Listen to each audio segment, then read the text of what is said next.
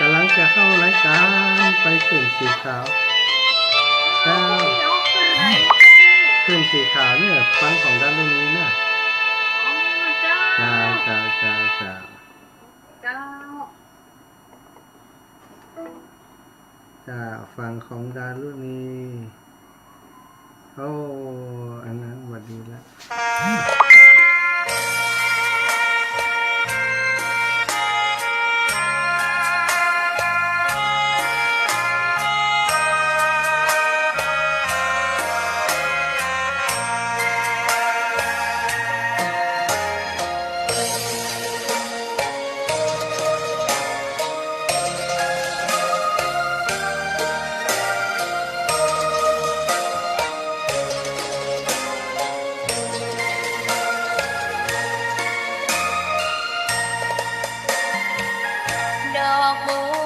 ดอกหนึ่งตึงใจไว้เพื่อบูชาแด่องค์พระศาสดาสัมมาสัมพุทธเจ้ามีความงามเงียบไม่เปรียบเทียบเขาเทียบเราใครมองไม่งามช่างเขาแต่เจ้าก็คือดอกบัวความสัตย์ซื่อ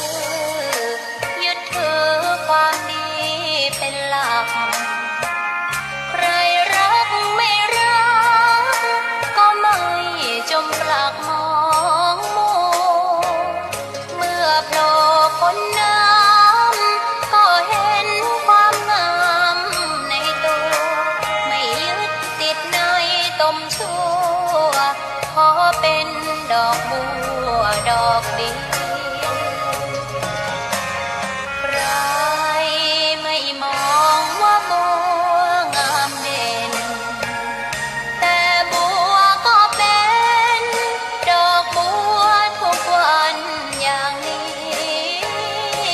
ไม่อยากเด่นดังแต่มุ่งหวังในทางเด่นดีเกิดมาเพื่อสร้างบารมีถวายชีพนี้บูชาดอกบัวดอกน้อ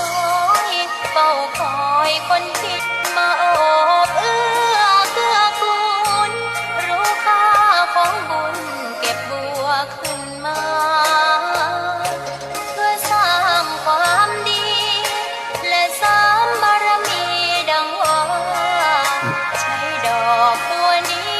บูชาพระสัมมาสัมพุทธองค์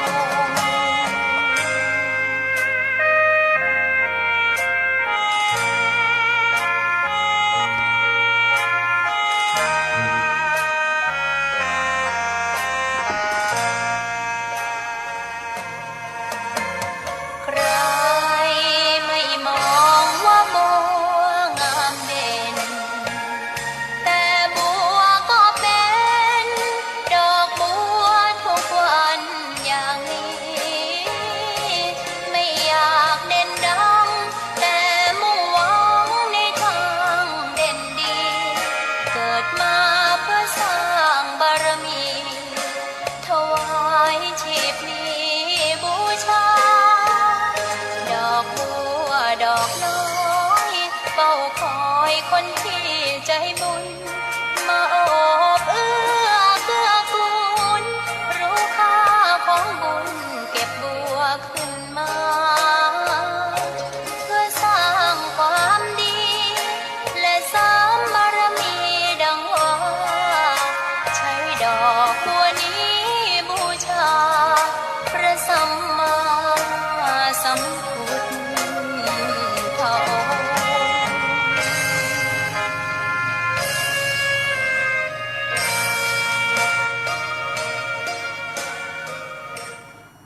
ขอนอบน้อมต่อพระรัตนตรัยแก้วเจ้าสามประการน้อมเอาคุณพระพุทธเจ้าคุณพระธรรมเจ้าคุณพระสังฆเจ้าคุณพระอรหันตเจ้าอริยสงฆ์เจ้าจุตนจุองค์ ได้เมตตาแผ่ปารมีมาเป็นนวโลกุตรธรรมปกเกล่าเกษาโปกห่มรักษาครูบาอาจารย์พระมหาเถระ พระเถรานุเถระเพื่อนสหธรรมิกสหพรหมจารีทุกรูปทุกองค์โปกห่มรักษาศรัทธาสาธุชนคนดีคนเฒ่าคนแก่อีป่ออีแม่ตั้งหลายที่ติดตามรับฟังรายการสารธรรมยามค่ำยามดึกในค่ำคืนนี้ศรัทธาอีป่ออีแม่ตั้งหลายได้พบปะกับอาตมาภาพพระมหาสมชาติชาตปัญโยวันนี้ได้มาจัดรายการแต้นครูบาอาจารย์แห่มแล้วเนาะครูบาอาจารย์ติดภารกิจติดสมณกิจติดการปฏิบัติธรรมกันหลายรูปหลายองค์เสียดาก็ทำให้รายการที่ครูบาอาจารย์ปกติที่ท่านจัดกันอยู่บ่มีไผมาทดแทนจัดในช่วงนี้อาตมาภาพได้รับเมตตาจากท่านอาจารย์พระครูอภิวัฒนวิกรมได้แจ้งผ่านมาว่าโอ้ท่านมหาเข้ารายการ20 นาฬิกาถึง22 นาฬิกาวันนี้คือกรรมเนอะแทนครูบาอาจารย์บอกว่าแทนไผ่นะวันนี้นะ น่าจะแทนท่านเจ้าคุณวัดวัดสีจอมตองเนาะก็น่าจะเป็นอย่างอันเพราะวันพุธส่วนใหญ่จะเป็นท่านเจ้าคุณวันนี้ก็มาแทนเปิ้นเนอะศรัทธาญาติโยมเป็นมวยแทนมาหลายยุคแล้วนะตีแทนเปิ้นติ๊กๆในช่วงนี้วันหนึ่งก็หลายครั้งหลายคราวที่จำเป็นต้องได้มาจัดรายการแทนครูบาอาจารย์เนาะบางครั้งบางทีก็อ่านข้อมูลอย่างต่างๆนะบ่ได้เตรียมมาบ่ได้เตรียมเพื่อจะจัดรายการในเวลานี้แต่ว่าได้รับการแจ้งบอกจากครูบาอาจารย์มาก็จำเป็นที่จะต้องเข้ารายการก็พยายามเนาะนำเรื่องราวดีๆมามาจ๋ากับศรัทธาญาติโยมอีพ่ออีแม่ได้รับฟังกันนะในช่วงนี้นะศรัทธาอีพ่ออีแม่ทั้งหลายเนาะเนื่องจากว่าครูบาอาจารย์ได้กำหนดเอาวันที่15นั้นจะเป็นวันเตรียมการในการรอเตียนเข้าพรรษาเพื่อจะไปทอดถวายที่วัดตุงโป่งอาตมาภาพเองนั้นเนาะได้รับมอบหมายจากครูบาอาจารย์ให้ทำหน้าที่ประสานงานให้ทำหน้าที่จัดหาวัสดุอุปกรณ์อย่างต่างๆโดยเฉพาะดูแลในเรื่องของสถานที่ที่จะทำพิธีในการหล่อเทียนพรรษาก็ได้เตรียมตอนนี้ก็จะได้ไปประจำที่อยู่ที่วัดตุงโป่งคงจะเป็นประมาณอาทิตย์นี้เสาร์อาทิตย์นี้ก็จะได้เริ่มเข้าไปปฏิบัติหน้าที่ในพื้นที่ละสถานเพื่อจะเตรียมความพร้อมในการต้อนรับศรัทธาญาติโยมอีพ่ออีแม่ทั้งหลายเนอะสำหรับชั่วโมงนี้เนาะอาตมาภาพขออนุญาตนะศรัทธาญาติโยมจะนำทำกำเมืองมาเทศคือศรัทธาญาติโยมฟังแต่ว่าก็ขอสุมาอภัยบัดได้เรียบคำเตือนนะแต่ว่าจะเทศไปอาจจะติดคัดคุกคักเสียงเล็กเสียงน้อยก็ขอศรัทธาญาติโยมที่ฟังอยู่ตั้งใจฟังเอาแล้วก็ฟังเอาเนื้อหาสาระเอาประโยชน์จากการฟังเนอะเป็นธรรมอานิสงส์ผัดติดหยิบเป่งอีนะอันนี้หยิบเป่งพุ่นแต่กับเกี่ยวกับผัดติดเกี่ยวกับเตียนเนี่ยเนาะเกี่ยวกับเตียนเพราะฉะนั้นเตียนก็ดีผัดติดก็ดีเนี่ยศรัทธาญาติโยมใช้ประโยชน์ในการส่องธรรมในการที่ปูจาธรรมปูจาคุณพระพุทธพระธรรมพระสงฆ์ใจในช่วงเข้าพรรษาเหมือนกันเพราะว่า2 ชั่วโมงเนาะชั่วโมงแรกนี้ก็ขอเทศน์ทำพื้นเมืองเหตุก่อนเดี๋ยวชั่วโมงหลังก็จะได้เป็นธรรมะบรรยายนำเรื่องต่างๆมามาจากกับศรัทธาญาติโยมต่อไปเนาะ นะโมตัสสะภะคะวะโตอะระหะโตสัมมาสัมพุทธัสสะอาทะโคปะกาวะอันว่าพระพุทธเจ้าแห่งเฮาปางเมื่อยาง ไปเข้าสู่นิพพานเตือนนั้นก็ยังสำราญอยู่ในป่าเจตวันพระก็สั่งสอนยังปัญหาสัตว์สี่หมู่หือใดเข้าสู่เนรปานพระก็พาผาลบยังอานิสงส์แห่งการตานหือเป็นเหตุพระจริงเทศนายังจาตากะอันนี้ว่าอิตัมหิปันเตเกกัปเปโกนากะมะโนสัมพุทโธอุเตตาตาดังนี้เป็นต้นพิงกะเวดุราพิงกูตั้งหลายแต่เมินมาล่วงแล้วเสียงเจียระการนั้นนักโสดหลายกับกฎว่าสายังมีพระพุทธเจ้าตนหนึ่งหากปรากฏชื่อว่าโกนากะมานะได้เกิดมาทาทัสสะรูปเป็นพระสัพพัญญูพระพุทธเจ้ากันพัตตกัปในพัตตกัปหนึ่งในเมืองตะสาภวัตตินครแห่งพระญาตนหนึ่งอันสะเวยเมืองที่นั่นชื่อว่าโสกราจาก็มีแลอันว่าปอพระพุทธเจ้าตนนั่นชื่อว่าสักกะพรามส่วนว่าตนแม่นั่นมีชื่อว่าอุตัฏฐามีอัคคสาวกะตนหนึ่งชื่อว่าอุตตะโลก็มีแลอันว่าพระพุทธเจ้าปางนั้นได้ตรัสรู้ที่ปื้นเก้าไม่เดือมีรัศมีหกภาการรุ่งเรืองงามมากนักมีตนตัวสูงได้16 ศอกมีอายุยืนได้10,000 ปีก็มีแลเอกติวาสังยังมีในวันหนึ่งมหาเถรตนเจ้าตนมีชื่อว่าอุตตระอันเป็นสาวกะแห่งพระพุทธเจ้าตนนั่นก็ได้เข้านิโรธสมบัติที่ในธรรมสุตตะคูหาคำอันมีที่ในดอยสิลิทัตตะหันแลแล้วในวันที่มหาเถรเจ้าออกจากนิ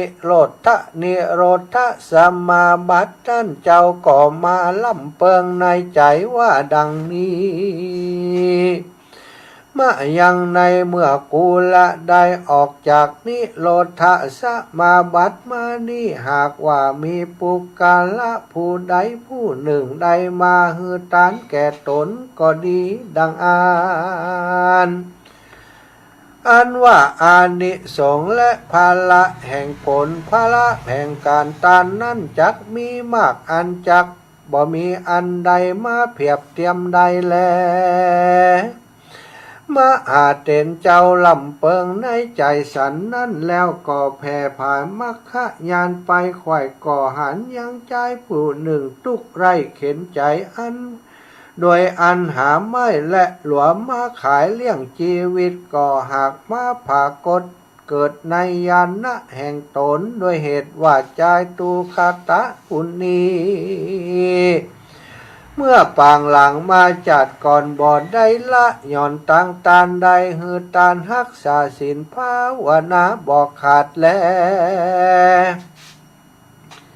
เหตุนั้นเราควรไปสังกะหะเปิงมีจะแลปุณณติวะเสกันรอดวันลุนลุ่งเจ้ามหาเถรเจ้าก็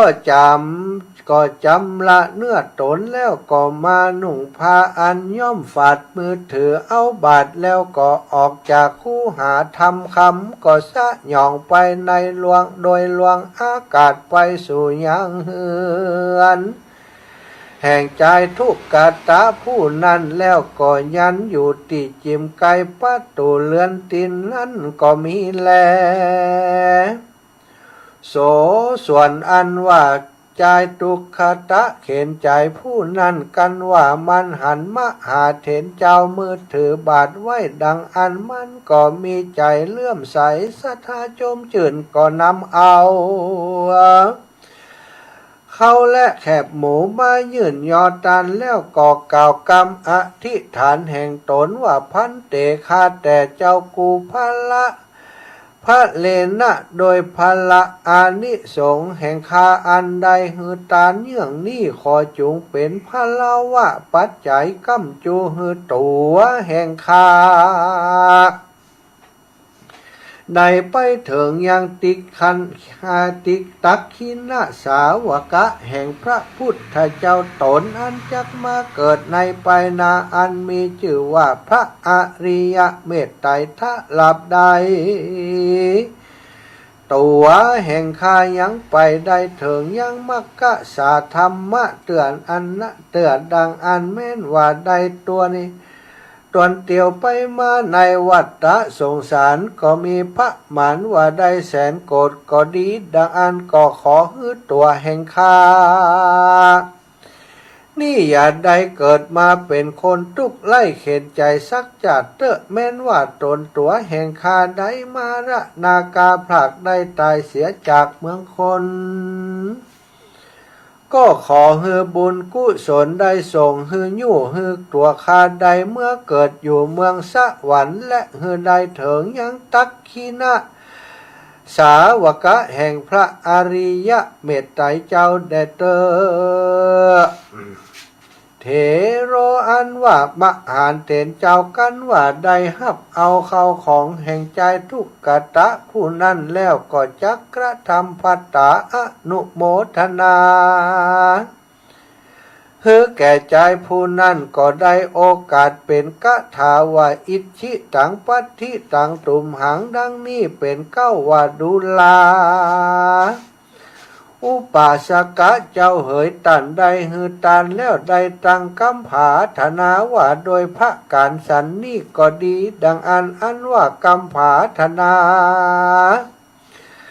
ตึงมวลแห่งฝูงนั่นจุงอุดมสมฤทธิ์ที่จุงจักมีแก่อุปาสกะจุอย่างจุพระการเป็นดังพระจันทร์วันเพ็ญขึ้น15 ค่ำนั่นเตอ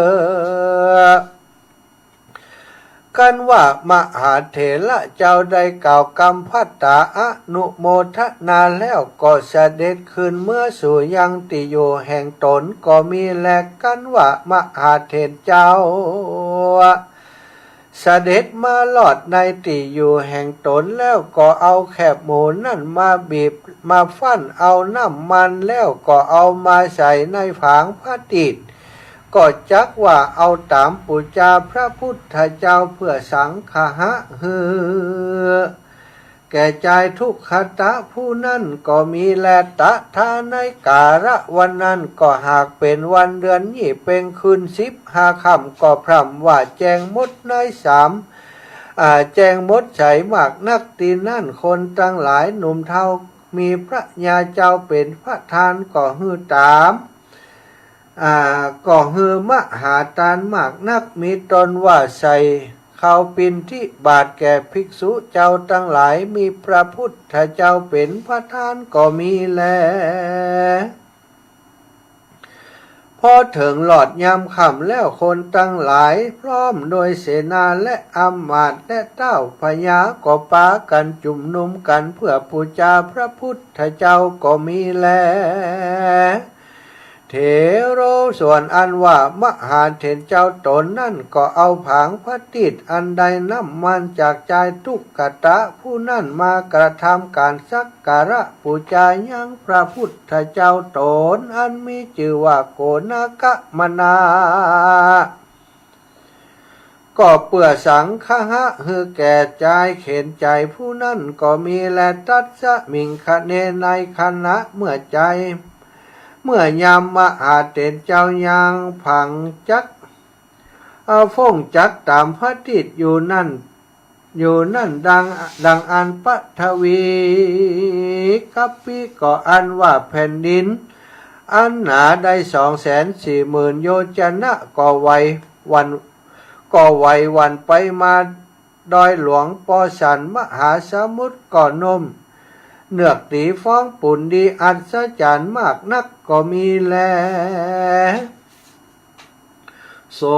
ราชาอันว่าพระยาโศกราชาตนนั่นกันหูว่าแผ่นดินไหวดอยครั้งดังอันก่อมาอัศจรรย์ใจมากนักก็ไปน้อมไว้ถามพระพุทธเจ้าว่าพันเตข้าแต่พระพุทธเจ้าในกาลยามเมื่อหัวค่ำนั่นผู้ข้าทั้งหลายได้มาพระสุมจุมนุมกันอยู่ปัทวีอันว่าแผ่นดินอันกว้างใหญ่มากนักฉันนั่นสังเปาะป้อยว่าไหววันไปมาจักเป็นโดยเหตุอย่างใดอันจาเตียนั่นพระพุทธเจ้าก็กล่าวว่ามหาราชดูก่อนมหาราชเจ้าอันว่าแผ่นดินไหวนั้นเล่ายังมีใจทุกขตะเข็นใจผู้นึ่งอยู่ในเมืองที่อินดีเต่าว่ามันมีใจเลื่อมใสศรัทธามากนักมันได้เหือข้าวก่อนและแคบหมูใส่บาตรเป็นต้านฮือแก่มหาเถระโตเจ้าโตนอันเป็นวงศาแห่งเราตถาคตในวันนี้แลอันว่าอุตตรเถระเจ้าโตนนั่นก็เอาแคบหมูมาบีบมาฟั่นเอาน้ำมันใส่ในผางผัดติดแล้วก็เอามาตามสักการะปูชาเฮาตถาคตนั่นแลโดยเตจาพละอานิสงส์มีมากนักอันใดตามผัดติดปูชาเป็นตานให้แก่ใจทุกขตะผู้นั่นแผ่นดินหลวงจริงไหวไปมากกว่าเพื่ออันแลต่างสุดตัวกันว่าพระยาโศกราชาได้ยินคำแห่งพระพุทธเจ้าบอกกล่าวฉันนั่นก็ย่อมือไหว้สาจาถามพระพุทธเจ้าว่าพันเตข้าแต่พระพุทธเจ้าว่าอันว่าได้ตามพระติดปูชาเป็นตานิป้อยว่ามีพละอานิสงส์มากนักอันจะลือตินั่นพระพุทธเจ้าก็กล่าวว่าอามะติปตานังติปตานังอันว่าปุคละยิงใจฝูงได้ตามพระติดก็ดีได้ฟันสีสายและได้ตามโคมไฟปูชาเป็นตาในวันเดือนยี่เป็งก็ดีดังอันก็จักมีพละอานิสงส์มากนักบ่อยากจะแลเตียนั่นพระญาได้ยินคำพระพุทธเจ้ากล่าวดังอันนั่นก็มีใจจมชื่นยินดีก็อัญชุลีขับไว้แล้วจ๋าอำลาคืนสู่ในที่อยู่แห่งตนแล้วก็เฮือเสนาอามาตย์เป่าฮือคนตั้งหลายได้หู้ว่าในคืนที่พระญาเจ้าแห่งเราจักไปตามพระติดและสีสายโคมไฟเพื่อปูชายังพระพุทธเจ้าจะและนาปุคละผู้ใด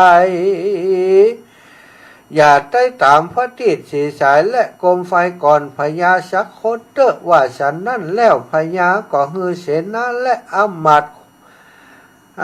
ขุดขุมอันหนึ่งกวางวาเลิก8 วาตีในขุมน้อยและแห่งตนแล้วก็ฮือฟันสีสายอันหนึ่งใหญ่เต่าลำตาลใส่ในขุมที่นั่นแล้วก็ฮือเอาน้ำมันในเล่มในสางแห่งตนออกมาใส่ฮือเต็มขุมนั่นกันว่าบอละมวนแล้วดังอันพระยาก็ทำการตามพระติดสีสายและโคมไฟอันนั่นเพื่อปูชาคุณพระพุทธเจ้าก็มีแลอันว่าพระยาเจ้าตามพระติดสีสายและโคมไฟนั่นนานถ้าหลับว่าโจรลุ่งแจ้งแผ่นดินก็บ่ไหวสักเถื่อแลที่นั่นพญาโศกราชาตนนั่นก็มาสังกาใจมากนักจึงเข้าไปไหว้สาพระพุทธเจ้าแล้วถามว่าพันเตข้าแต่พระพุทธเจ้าผู้ข้าได้ถามพระติดสีสายและโคมไฟปูชาพระพุทธเจ้าเสียงคืนหนึ่งถ้าหลับต่อเต้าแจงรุ่งแผ่นดินก็บ่ไหวจักเป็นโดยเหตุสันใดอันจะศรัทธาอันว่าพระพุทธเจ้าก็ได้กล่าว ว่าดูลามหาราชาอันว่านำมันที่มหาราชเอามาตามนั่นได้แต่ดีได้มาอันจาพระราชาก็พระญาก็กล่าวว่าพันเตคาแด่พระพุทธเจ้าอันว่าน้ำมันอันนำมาใส่ผางพระติดและสีสายก้มไฟนั่นก็ได้มาแต่ได้เล่มได้สางบ่อยากจะแลพระกวากันว่าพระพุทธเจ้าก็กล่าวว่าดูรามหาราชตนางอันชื่อว่าฮือตานนี่มีอยู่หลายจำพวกคือฮือตานมัชชิมายามก็คือลางคนนั่นได้วัตถุเขาของอันใดอันหนึ่งมาโดยจอบกองศีลกองธรรมด้วยหูหนึ่งบ่หูหนึ่งแล้วนำมาตานแถมพระการหนึ่งตานเพื่อหวังด้วยกองอันกล้าขาย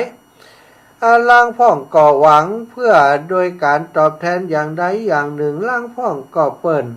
อาหารเปิ่นตานก็นับว่าได้นับตานโดยเปิ่นอันบ่หูพิษหูถูกกองศีลกองธรรมล่างพ่องก็มีโลภเอาของตันมาตานล่างพ่องก็ได้เข้าของมาด้วยการอันนาตนหากผู้ว่าพิษของธรรมก็ยังปล่อยว่านำมาตานอันนี้เรียกว่าตานมัชชิมยามคือมืดมัวบ่แจงใสนั่นแลตานแถมภาคการหนึ่งวัตถุเข้าของอันใดก็ดีอันตนหากได้มาด้วยกำลังแห่งตนได้มาด้วยอันตนหากผู้ว่าจอบด้วยกองศีลกองธรรมแต่ตนมีใจใส่ศรัทธาแล้วนำมาฮือตานดังอันนี้ได้ชื่อว่าอุตตมะตานก็เพื่ออันแลปันดังน้ำมันอันมหาราชเอามาตามปุจาพระตถาคตนั่นเตียนจักได้มาบ่จอบด้วยกองศีลกองธรรมเหตุดังอันแผ่นดินบ่ไหวก่อนเพื่ออันแลตั้งสุตวะ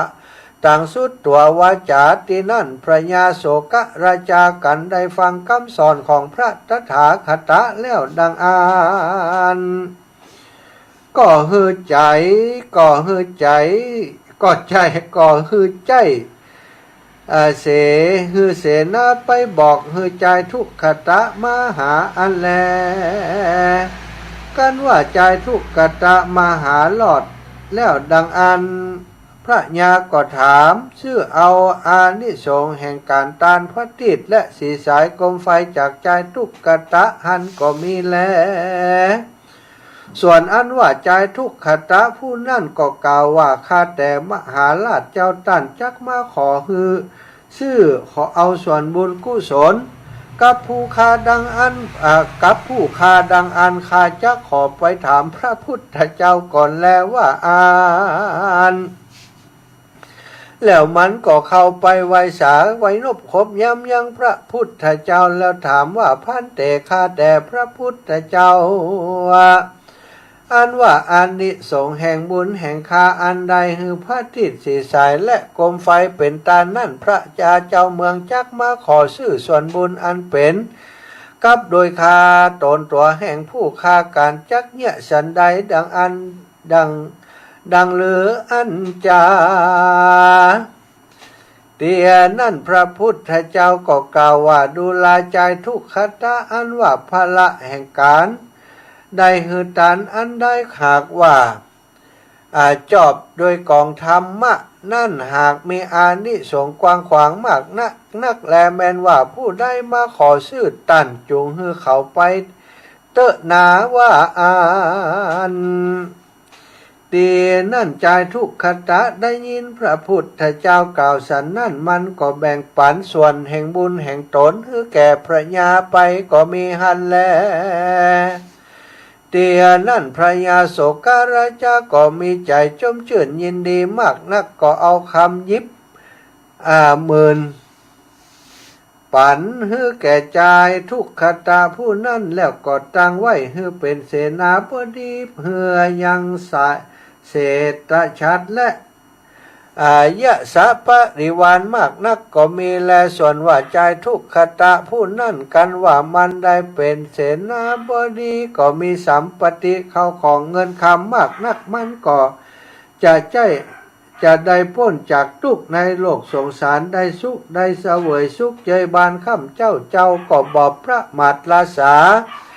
ได้เหือตานรักษาศีลภาวนาไปใจท่านหลับต่อเต้าเลี้ยงชีวิตแห่งตนกันตายก็ได้เมื่อเกิดที่ในจันฟ้าเลิศเสวยสัมปติทิพย์ในวิมานคามอันสูงได้400 โยชนะหากภากฏชื่อว่าโจตกะเทวบุตรมีนางฟ้าได้74,000 นางเป็นบริวารได้สุขสำราญข้าเจ้าทลาบเสียงวางพระพุทธเจ้าสองตนคือพระเจ้าพระพุทธเจ้าโกนากะมณะและพระกัสสปะก็มีแลเมื่อพระพุทธเจ้าโคตมะแห่งเฮามาเกิดในโลกนี้โจตกะเทวบุตรตนนั่นก็ได้ลงมาเกิดในขกุลพญากากะวนาติสาอันมีในเมืองสังลังกาทวีปมาหากภากฏชื่อว่าตุลกามณีแล้วยังได้สร้างรัตนเจดีย์ในลังกาทวีปได้รักษาศีลบ่ขาดก็ได้กากัดจุติตายก็ได้เมื่อเกิดอยู่ในจันฟ้าตุสิตาเสียงจีละการนานนักแลเมื่อปลายรุ่นก็ได้ลงมาเกิดเมืองคนได้ออกบวชลวดได้เป็นทักขินาสารวากะแห่งพระพุทธเจ้าตนชื่อว่าอริยะเมตไตรในอนาคตไปนา20,000จะแลต่างสุดตัวในกาละนั้นเล่าส่วนว่าภิกขุเจ้าตั้งหลายกันว่าได้ยินพระพุทธเจ้าเทศนาอันนี้แล้วก็มีใจชมชื่นยินดีมากนักก็ปาการอัญจุลีขาบไหวพระพุทธเจ้าแล้วถามว่าพันเตข้าแต่พระพุทธเจ้าอธิปตานังอันชื่อว่าหือผลพระติดเหือใดหือพระติดสีสายและกลมไฟเป็นตานตามปูจาพระพุทธเจ้าในวันคืน15 ค่ำพร่ำว่าเป็นวันเดือนยี่เป็งก็จักมีพละอานิสงส์มากนักดังอันจะลืออาทะโขภะกวาตินั่นพระพุทธเจ้าก็จักเทศนาอานิสงส์แห่งเดือนอานิสงส์เดือนยี่เป็งเฮือภิกขุเจ้าตั้งหลายดังอันก็กล่าวว่าโยจาปิติปตานังกัตตัวศีลเตยะอภิรูวาสตาโหนติตัสสานิยามโนดังนี้เป็นต้นภิกขเวดุราภิกขุทั้งหลายโยปุคโลอันว่าปุคระยิงใจฝูงใดได้ตามพระติดสีสายและโคมไฟเป็นตานใดจิบอกไฟดอกบอกไฟเตียนเป็นตานได้ตามเตียนเล่มน้อยเล่มใหญ่เป็นตานเพื่อปูจาคุณพระพุทธเจ้าในวันเดือนยี่เป็งก็ดีดังอันโสปุคโลอันว่าปุคละยิงใจฝูงนั้นแม้นได้เกิดมาในสภาวะจัดใดก็ดีเตียนย่อมมีรูปพันสันฐานอันงามเป็นที่ห่มหักแก่คนและเทวดาทั้งหลายทุกเมื่อและนาจักบ่มีโลกาพยาธิมาเบียดเบียนเตียนย่อมมีอายุมันยืนยาวมากนักจะแลบ่เต่าแต่นั่นกันว่าเสียงฝังอายุแห่งตนกันได้จุติตายจากเมืองคนก็จักเอาตนไปเกิดในท้องฟ้าเลิศเมืองสวรรค์ก็มีและนาภิกขเวดุลาภิกขุทั้งหลายโยบุคคโลอันว่าปุคละยิงใจฝูงใดมีใจเลื่อมใสศรัทธาทั้งเถิงกาละเวลาเดือนยี่เป็งบาหอดได้แปลงพระติดก็ดีได้แปลงโคมไฟก็ดีแล้วนำไปลอยไหลที่แม่น้ำน้อยใหญ่บวกร่องหนองวังและโปกขรณีเพื่อปูจาลอยตีนพระพุทธเจ้าอันอยู่ติบริมฝั่งแม่น้ำนิมมานาราตีอันมีติเมืองนาคราชบาดาลก็มีดังนี้ดังอันโสปุคโลปุคละผู้นาน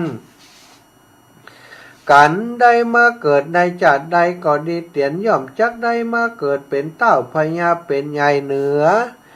หน้าเหนือแผ่นดินย่อมมีองค์กะเนื้อตัวผิวพรรณวรรณะอันงามเสมอดังพระจันทร์วันเพ็ญดันเป่งนั่นแลจักมีอานุภาพเตจะฤทธิมากนักจักเสมอดังพระเจ้าจักรพรรดิตนอันภาพทวีปตึงสีแล้วจักเป็นที่เข่งขามแก่คนทั้งหลายและจักเป็นผู้มีพระญาปัญญาอันลวกแหลมมากนักเนืองนองไปโดยเข้าของสัมปติจังมากวัวควายขาใจมากนักแลบ่เต่าแต่นั่นกันว่าได้จุติตายจากเมืองคนแล้วก็จักได้เอาตนไปเกิดที่ภาเสดเมืองสวรรค์ชั้นฟ้าเสวยสัมปติทิพย์ก็มีแลอันนี้โดยพละอานิสงส์อันใดแปลงพระทิศกรมไฟแล้วนำไปลอยไหลแม่น้ำเพื่อปูจาลอยพระบาทพระพุทธเจ้าในวันคืน15 ค่ำพรำว่าเป็นวันเดือนยี่เปงอันเสืบกันมาในกาละเมื่อก่อนนั่นก็มีแลเตสนาปริโยสาเนโสตปฏิภลาตินิปาปุนิงสุปาหุจนาปาหุโสตาในเมื่อแล้วยังทำเตสนาแห่งพระพุทธเจ้าดวงพระเสดนี้ส่วนอันว่าปัญหาสัตว์ทั้งหลายมากมายนักล้างพ่องได้ถึงธรรมวิเศษมีพระเปตว่าโสตาสกิกัตตะตากาอนาคาอระหันตาตามบุญสมปานแห่งตนอันใดกัตตะที่การมาแต่ก่อนก็มีหันและนานิทธิตังขียาอันเก่าแก่ยังโจตกะเตวบุตรอานิสงส์แห่งการตานปฏิบคมไฟเดือนยี่เปงก็บังคมสมเลศรัทธาญาติโยมทั้งหลายเนาะยิงยาวไปบ่ได้เรียบมาก่อนนะศรัทธาก็คุกคักทำให้ศรัทธาอาจจะท่านอาจารย์เทศยังไงกะลุกคุกคักกะลุกคุกคักนะก็เป็นเหตุการณ์ปัจจุบันทันด่วนจำเป็นจะต้องนำมาเทศเพื่อจะฉลองศรัทธาญาติโยมเนื่องจากว่าในช่วงนี้อยู่ในเทศกาลอยู่ในช่วงเวลาที่เฮาและท่านเจ้าทั้งหลายกับครูบาอาจารย์เจ้าทั้งหลายในคลื่นสีขาวของเฮาจะทำการรอเตียนเนาะจะนำพรรษาเตียนที่จะใจจุดใจตามในช่วงเวลาเข้าพรรษานะจำนวน9 เล่มด้วยกันซึ่งจะได้นำไปทอดถวายที่วัดพระบาทอุดมน้ำบ่อสวาทั้ง9 เล่มสถานในเดือนสิงหานะเข้าวาสาแล้วประมาณสัก1 อาทิตย์เนาะเดือนสิงหาวันที่13 สิงหาส่วนวันที่เขาจะรอกันคือวันที่15 กรกฎาคมที่จะถึงนี้เดือนมิถุนาเดือนหน้ากรกฎาคมเนาะก็อยู่ในช่วงที่เขาจะได้ทำการรอเตียนอาตมาก็เลยได้นำอานิสงส์การตานพัตติการขนาดต้านผัดติดนั่นเฉพาะเดือนหยิบเปงนะสถานยังได้บุญได้อานิสงส์มากมายอย่างอีกอันนี้เขาจุดตามปูจาธรรมปูจาพระพุทธพระธรรมพระสงฆ์ตลอดพรรษานั้นนะมันก็จะได้บุญได้อานิสงส์นะในวันที่หลอดเตียนนั้นเนาะจะมีการถวายเตียน15 เล่มด้วยกันสถานบางพ่องก็โทรมาว่าโอ้ยแม่ขอเป็นเจ้าภาพเตียนที่จะไปทอดถวายในวันนั้น15 เล่มเนี่ยท่านอาจารย์เล่มต่อใดนะก็ครูบาอาจารย์ได้แจ้งมาว่าเล่มละ 1,000 บาทนี่นะศรัทธาก็มีศรัทธาหลายคนได้แจ้งความประสงค์มาตะกี้ก็ที่ลำปางมีโยมแม่โทรมาอาตมาจำชื่อเปิ้นบ่ได้เนาะว่ามีโยมเปิ้นจะเป็นเจ้าภาพเตียน1 เล่มพร้อมจะนำปัจจัยไปถวายครูบาอาจารย์ด้วยก็คิดว่าศรัทธาน่าจะได้ฟังจาก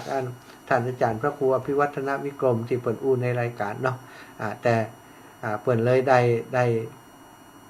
ด้แจ้งมาว่าเปิ่นเป็นเจ้าภาพท่านอื่นๆก็คงจะมีหลายท่านด้วยกันที่จะแจ้งมาที่จะเป็นเจ้าภาพของเตียนที่จะไปถวายในวันที่15 สตางค์เอาละเนาะช่วงเวลานี้ชั่วโมงนี้ก็จะให้ศรัทธาญาติโยมได้มาอู้มาเอ่ยกับมาเข้ารายการด้วยกันจะแจ้งเรื่องอายังก็เจริญพรแจ้งผลการรับฟังมาจิม วันนี้ได้มาจัดรายการที่อันวัดศรีภูมิมารู้สึกว่าเน็ตของอาตมามันอ่อนเนาะสถาเสียงตะกี้อาจารย์แจ้งมาว่าเสียงมันติดคัดนะสำหรับลิงก์ที่อาตมาจัดออกไปแต่ส่วนที่จัดตั้งไลฟ์สดเนาะก็น่าจะเสียงน่าจะชัดเจนอยู่ถ้าท่านอาจารย์พระครูอภิวัฒนวิกรมท่านเจ้าได้ก็สัญญาณจากทางไลฟ์สดก็คงจะบ่มีปัญหาอย่างเนาะสถาอีปอยแม่ที่ฟังอยู่ก็โทรมาแจ้งจิมว่าเสียงที่ฟังตั้งปลายทางที่ท่านฟังอยู่เป็นอย่างไรเนาะไม่ย้ายพรเสียงเป็นอย่างไรพ่องดีก็เสียงชัดเจนดีก็ชัดเจนกับรถชัดเจนเก่าแหละเฮาอันเน็ตเตียนเฮาอยู่นี่มันอันมาบ่สม่ำเสมอเฮากว่ามันเสียงไปทั้งพุ่นบ่ชัดโอ้ดีแล้วอันแสดงว่าใช้ได้ก็ได้ยินเสียงช้ำเรื่องชาวประเทศเล่นอีกเป็นไงก็เจ้าแล้วบ้านย้ายเขานี่เป็นเขตเพิ่มไปจะเขตว่าเป็นเขตเวียดบ้านเนี่ยโอ้กาเขาถ่าดีเนาะเขาถ่าดีเนาะเจ้าอยู่บนรถจะเททำไม่แย่บ้านเนี่ยเขาไม่ได้ยินกับจังเขาถ่าดีเราเป็นแค่บ้านเลยนะเราว่าบ้านเนี่ยโอ้ดีเจ้าแล้วก็คนอยู่เป็นช้าๆก็คือจำบ้านเขาถ่าวันน่าจะไม่พอใช่กรรมก่อนจะเอามาเนี่ยที่เมืองการพ่องต้องไปก่อนมันคือเริ่มมาเทมาถึงชุดบ้านเขาถ่าดีเนี่ยเอาคนที่มีกูโกนอ่ะถ้าคนเทว่าถ้าเทว่าทำไม่ได้ยินแต่ว่าเขาไม่ได้ไปน่ะแปลงใจหากันเนาะแปลงใจหากันก็เต้นเขาไม่ใช่บ้านด้วยเนาะมาจิ๋วบ้านใจเขาไม่ใช่บ้านด้วยอันโมใช่ไหมดีแล้วไม่ย้ายพรปั่นคนอื่นจิมสาธุเอาปั่นไปตั้งใจซ่อนเนอแม่ฉลาดเจริญปอนแม่ฉลาดพี่น้องใจซ่อนว่ายังได้อีแม่ไหว้สาธรรมหาเจ้าเจริญปอนว่าทั้งหมดดีเนาะคนนี้เนาะดีกะขอบคุณคนบ้านเดียวกันนี่เดี๋ยวแม่ต้องมาสานสาจะกันเป็นหนังไว้ถูกเดียวขอบคุณหลายๆเนอะเนี่ยคือกำลังใจเนี่ยหนังไว้ก็ตัดจบมีกำลังใจนั่งยิ้มคนเดียวอยู่นี่กันนี่ฮะขอบคุณนะแม่เนอะเจ้าคนบ้านเดียวกันมาหลายสายวันนี้เจ้ากึดเติงหาแม่สายพินขนาดเนอะแต่ว่าเจ้าทำมาหามีอย่างมาฝากจิมละอย่างมาฝากจิมละฝากพี่น้องเขาจิมแต่นี่กับฝังเจ้าละกันจะโทรไปมันกันเพื่อขายไม้เป็นโทรเนาะเจ้านะสาธุขอบคุณอีแมนเนอะขอบคุณกึดเติงหาแม่อยู่ฟังดีเนอะฟังคืน106.0เจ้า106.0นี่ที่ไหนตีอัน106.0ตีอันจะซ่อนมันเหรอจะซ่อนนี่แหละดารุณีเนาะสาธุขอบคุณเนอะท่านมาหาเนอะจ้าอีแม่กึดเติงหาอีแมนเนอะกำนี้วันจันทร์ตอนเจ้านี่จังได้ยินก่อนวันจันทร์ตอนเจ้าตี 3ถึงงั้นตี 5เนี่ยอีแม่จังฟังก่อนมันไหลเข้าหาบอกป้าเจ้าไหลเชียงยังวะไหลเชียงยังป้าแหละมันก่อนได้ยินอีแม่โทรหาทุลุงยองอยู่กันนั่นเนาะเดี๋ยวนี้มาขายหีนะเสียดายเนาะแม่เนาะเจ้าขอบคุณเจ้ากับไว้จ่าเจ้าค่ะทำมาหาเจ้าขอบคุณเนอะอีแม่กึดเตอหายอีแม่เนอะแม่สายพินเนาะปุ่นบ้านเมืองปานอยู่ที่เดียวกันแม่สีทอนปลาภัยยังบ่ใช่สวมหน้ากากเถอะกะบ้านผูกวันนี้ยังออกแบบไรดอกน่ะกะแตนครูบาอาจารย์ช่วงนี้เปิ่นไปอบรมเปิ่นมีกิจกรรมกันนะเจ้าอีแม่นี่น่าได้ออกดึงวันแหละน่ากะทำติดทำหมวนเลยเนาะหมวนดีเนาะพอฟังใดก็พอแล้วเนาะพ พอไปได้ก็ได้ดีกันดีกันยังจะดีหรอกเสียงลูกแม่ดีเนอะนั่นกะไก่ฮัดขันไก่ฮัดขันอยู่ดอกฮัดขันว่าค่อยได้เตะกำเมืองนะสาธุนะแม่เนาะขอบคุณนะแม่เนอะสาธุเจ้าคำเด็ดแต่ใส่หน้ากากละเอาใส่หน้ากากเลยใส่หน้ากากเปิ่นหายใจบ่ค่อยสะดวกใช่ไหมถ้าบ่ใส่หน้ากากนี้บ่ดีรับรวดอีแม่วานะเจริญปอนแม่อุ้ยอินแม่สาบเสมอมันตาเจ้าแม่อุ้ยฟังแม่วางเรดิโอนะเจ้าโอ้ขอบคุณแม่วางเรดิโอชัดเจนดีเนาะชัดเจนดีได้ยินเสียงนี่ก็ชื่นใจนะล่ะนี่กะจุกันเมาเนี่ยกันนี่ฮะวันนี้ที่วัดนี่เพิ่นมีอุปสมบทนะโอ้ยแม่บวช3 องค์กันเจ้าดีกะบวชแล้วอยู่วัดเฮาหมดเนาะเราไปเรียนหนังสือเวียงห้องอยู่วัดเฮาที่ห้องแล้วก็แอมองค์นั่งเพิ่นบอกให้สบายเป็นผ่าตัดโอ้เจ้าผ่าตัดเป็นไส้เลื่อนแล้วก็ประบวชจะอยู่3 เดือนแล้วก็ว่า6 เดือนโหเนาะโอ้อยู่เข้าครบภาษาเฮียอยู่ครบภาษาเฮียเนาะเจ้าอันนี้ก็อยู่เจ้าเป็นกำลังใจท่านนะเจ้าสาธุอนุโมทนาบุญกับแม่เนอะสาธุเจ้าศรัทธาญาติโยมที่โทรมาเนอะ0808844173เนาะเผื่อคนใหม่พ่องเนาะ0808844173เผื่ออีปล่อยอีแม่ที่เปิ่นยังบ่ได้เบอร์กำเตือเนี่ยได้เบอร์อาตมาเบอร์นี้เนอะ0808844173เนอะเจริญปอนแม่เอ้ยบ้านใหม่วังมนเจ้าวันสาเจ้าอยู่เชียงใหม่อยู่ลำพูนเจ้าเปลี่ยนทางเมียงกำลังอาจจะได้ยินทำ2 ครั้งอยู่เจ้า2 ครั้งอยู่แหละเจ้าวันได้หาวันพุธก็วันเสาร์นั่นกะนาบุญท่านนาบุญจะไปวัดตรงปงได้ยืนปัจจัยถวายกันติดตามเจตนานาบุญนะเจ้าโอ้สาธุขอบคุณอีแม่เนอะเจ้าสาธุกำลังใจท่านอาจารย์ด้วยเจ้าสาธุขอบคุณนะแม่เนอะเจ้าสาธุท่านอาจารย์ยังไม่นอนเลยยังไม่จำวัดเลยท่านอาจารย์ปิดตุลุงปิดฝนตกหนักเลยทีนี้โอ้เหรอทางนี้ก็ตกแต่ว่าไม่หนักเท่าไหร่หลวงตา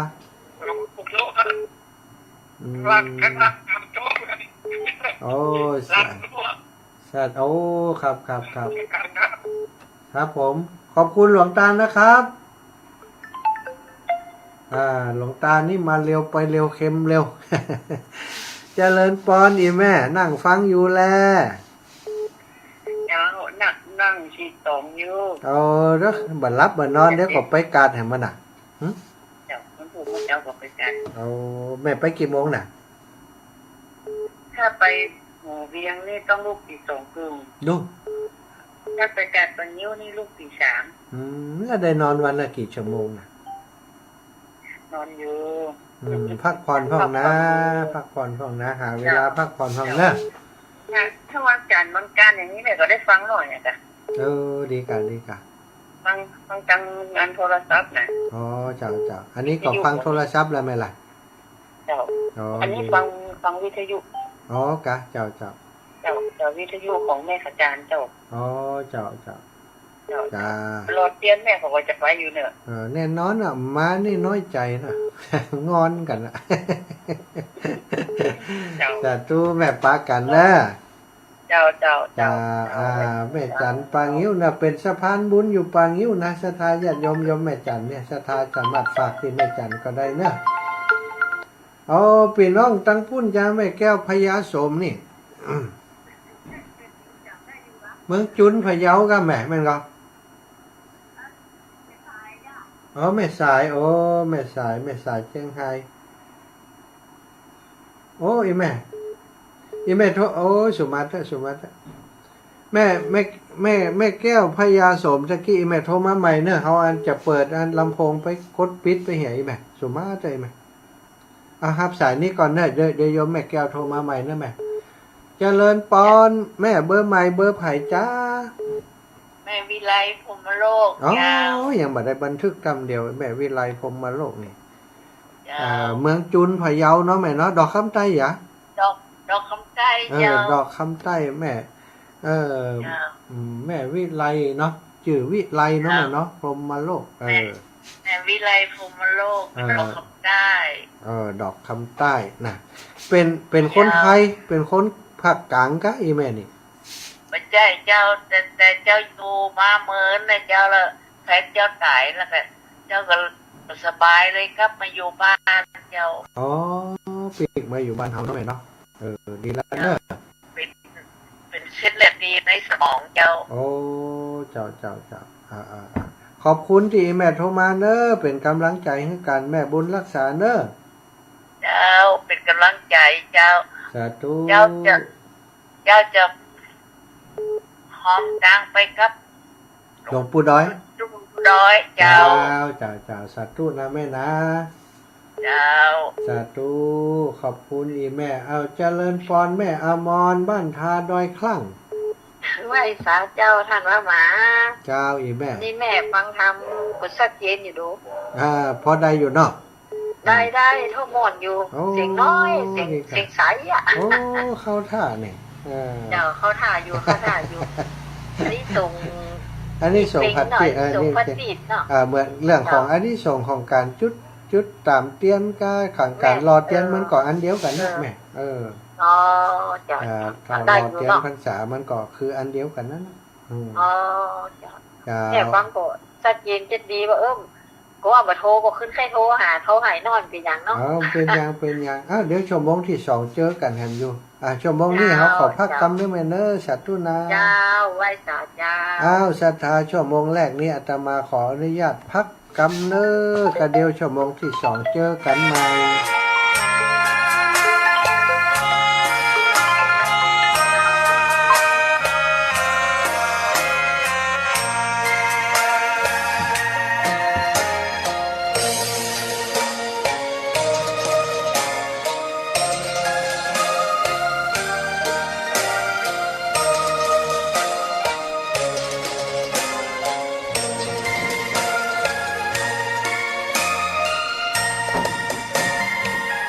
ดอกบัวดอกหนึ่งตึงใจไว้เพื่อบูชาแด่องค์พระศาสดาสัมมาสัมพุทธเจ้า มีความงามเงียบไม่เปรียบเทียบเขาเทียบเราใครมองไม่งามช่างเขา แต่เจ้าก็คือดอกบัวด้วยความสัตย์ซื่อยึดถือความดีเป็นหลัก ใครรักไม่รักก็ไม่จมปลักมองมัวเมื่อโผล่พ้นน้ำก็เห็นความงามในตัว ไม่ยึดติดในตมชั่วขอเป็นดอกบัวดอกเดียวใครไม่มองว่าบัวงามเด่น แต่บัวก็เป็นดอกบัวทุกวันอย่างนี้ ไม่อยากเด่นดังแต่มุ่งหวังในทางเด่นดี เกิดมาเพื่อสร้างบารมี ถวายชี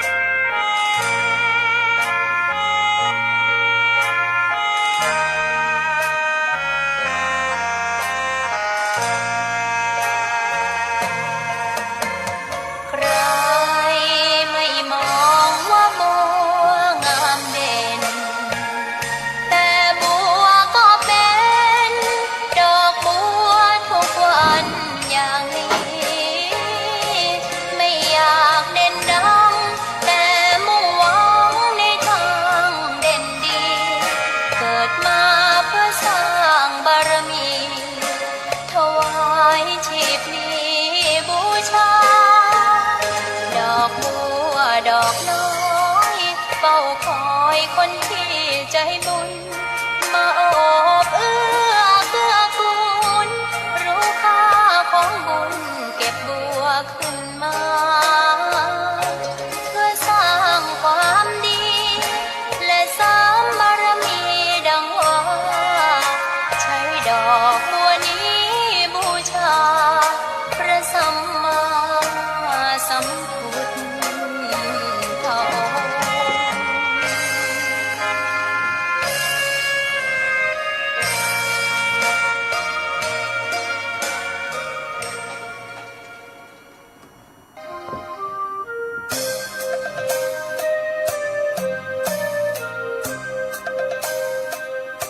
พบปะกันในช่วงชั่วโมงที่2เนาะศรัทธาญาติโยมอีป่ออีแม่ทั้งหลายท่านถ้าเปิดวิทยุมาในช่วงนี้นะบัดได้ฟังช่วงต้นมาก็อาจจะแปลกใจว่าโอ้วันนี้เสียงไผ่แฮมเมาะ บางคนก็อาจจะรู้จักแล้วเนาะวันนี้อาตมาภาพเนอะได้มาดำเนินรายการได้มาจัดรายการแทนครูบาอาจารย์ซึ่งท่านเจ้าคุณวัด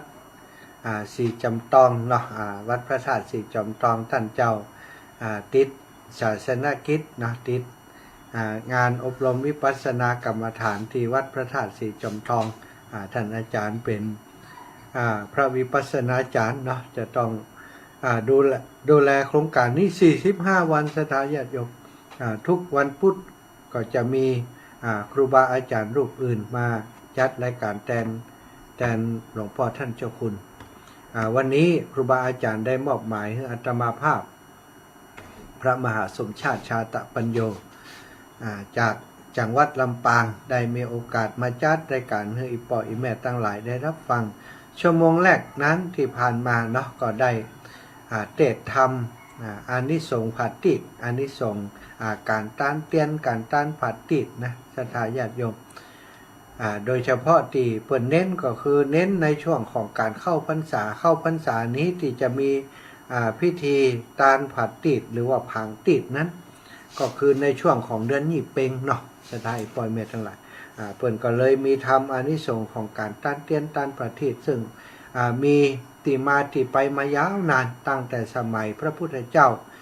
พระนามว่าโกนาคมนะเนาะมีชายทุกขตะคนหนึ่งเปิ่นได้มีโอกาสได้ทำบุญกับพระอริยสาวกของพระพุทธเจ้าโกนาคมนะซึ่งเปิ่นออกจากนิโรธสมาบัติใหม่เปิ่นก็พิจารณาว่าโอ้เปิ่นจะไปโพธิไผ่ดีที่เวลาไปโพธิแล้วเนี่ยคนที่เปิ่นไปโพธินี้จะได้สมบัติมหาศาลเปิ่นก็ตรวจในข่ายพยานก็ปรากฏว่านายทุกขตะคนนี้เนาะไปปรากฏในข่ายพยานของเปิ่นในข่ายของยานของพระสาวกนี้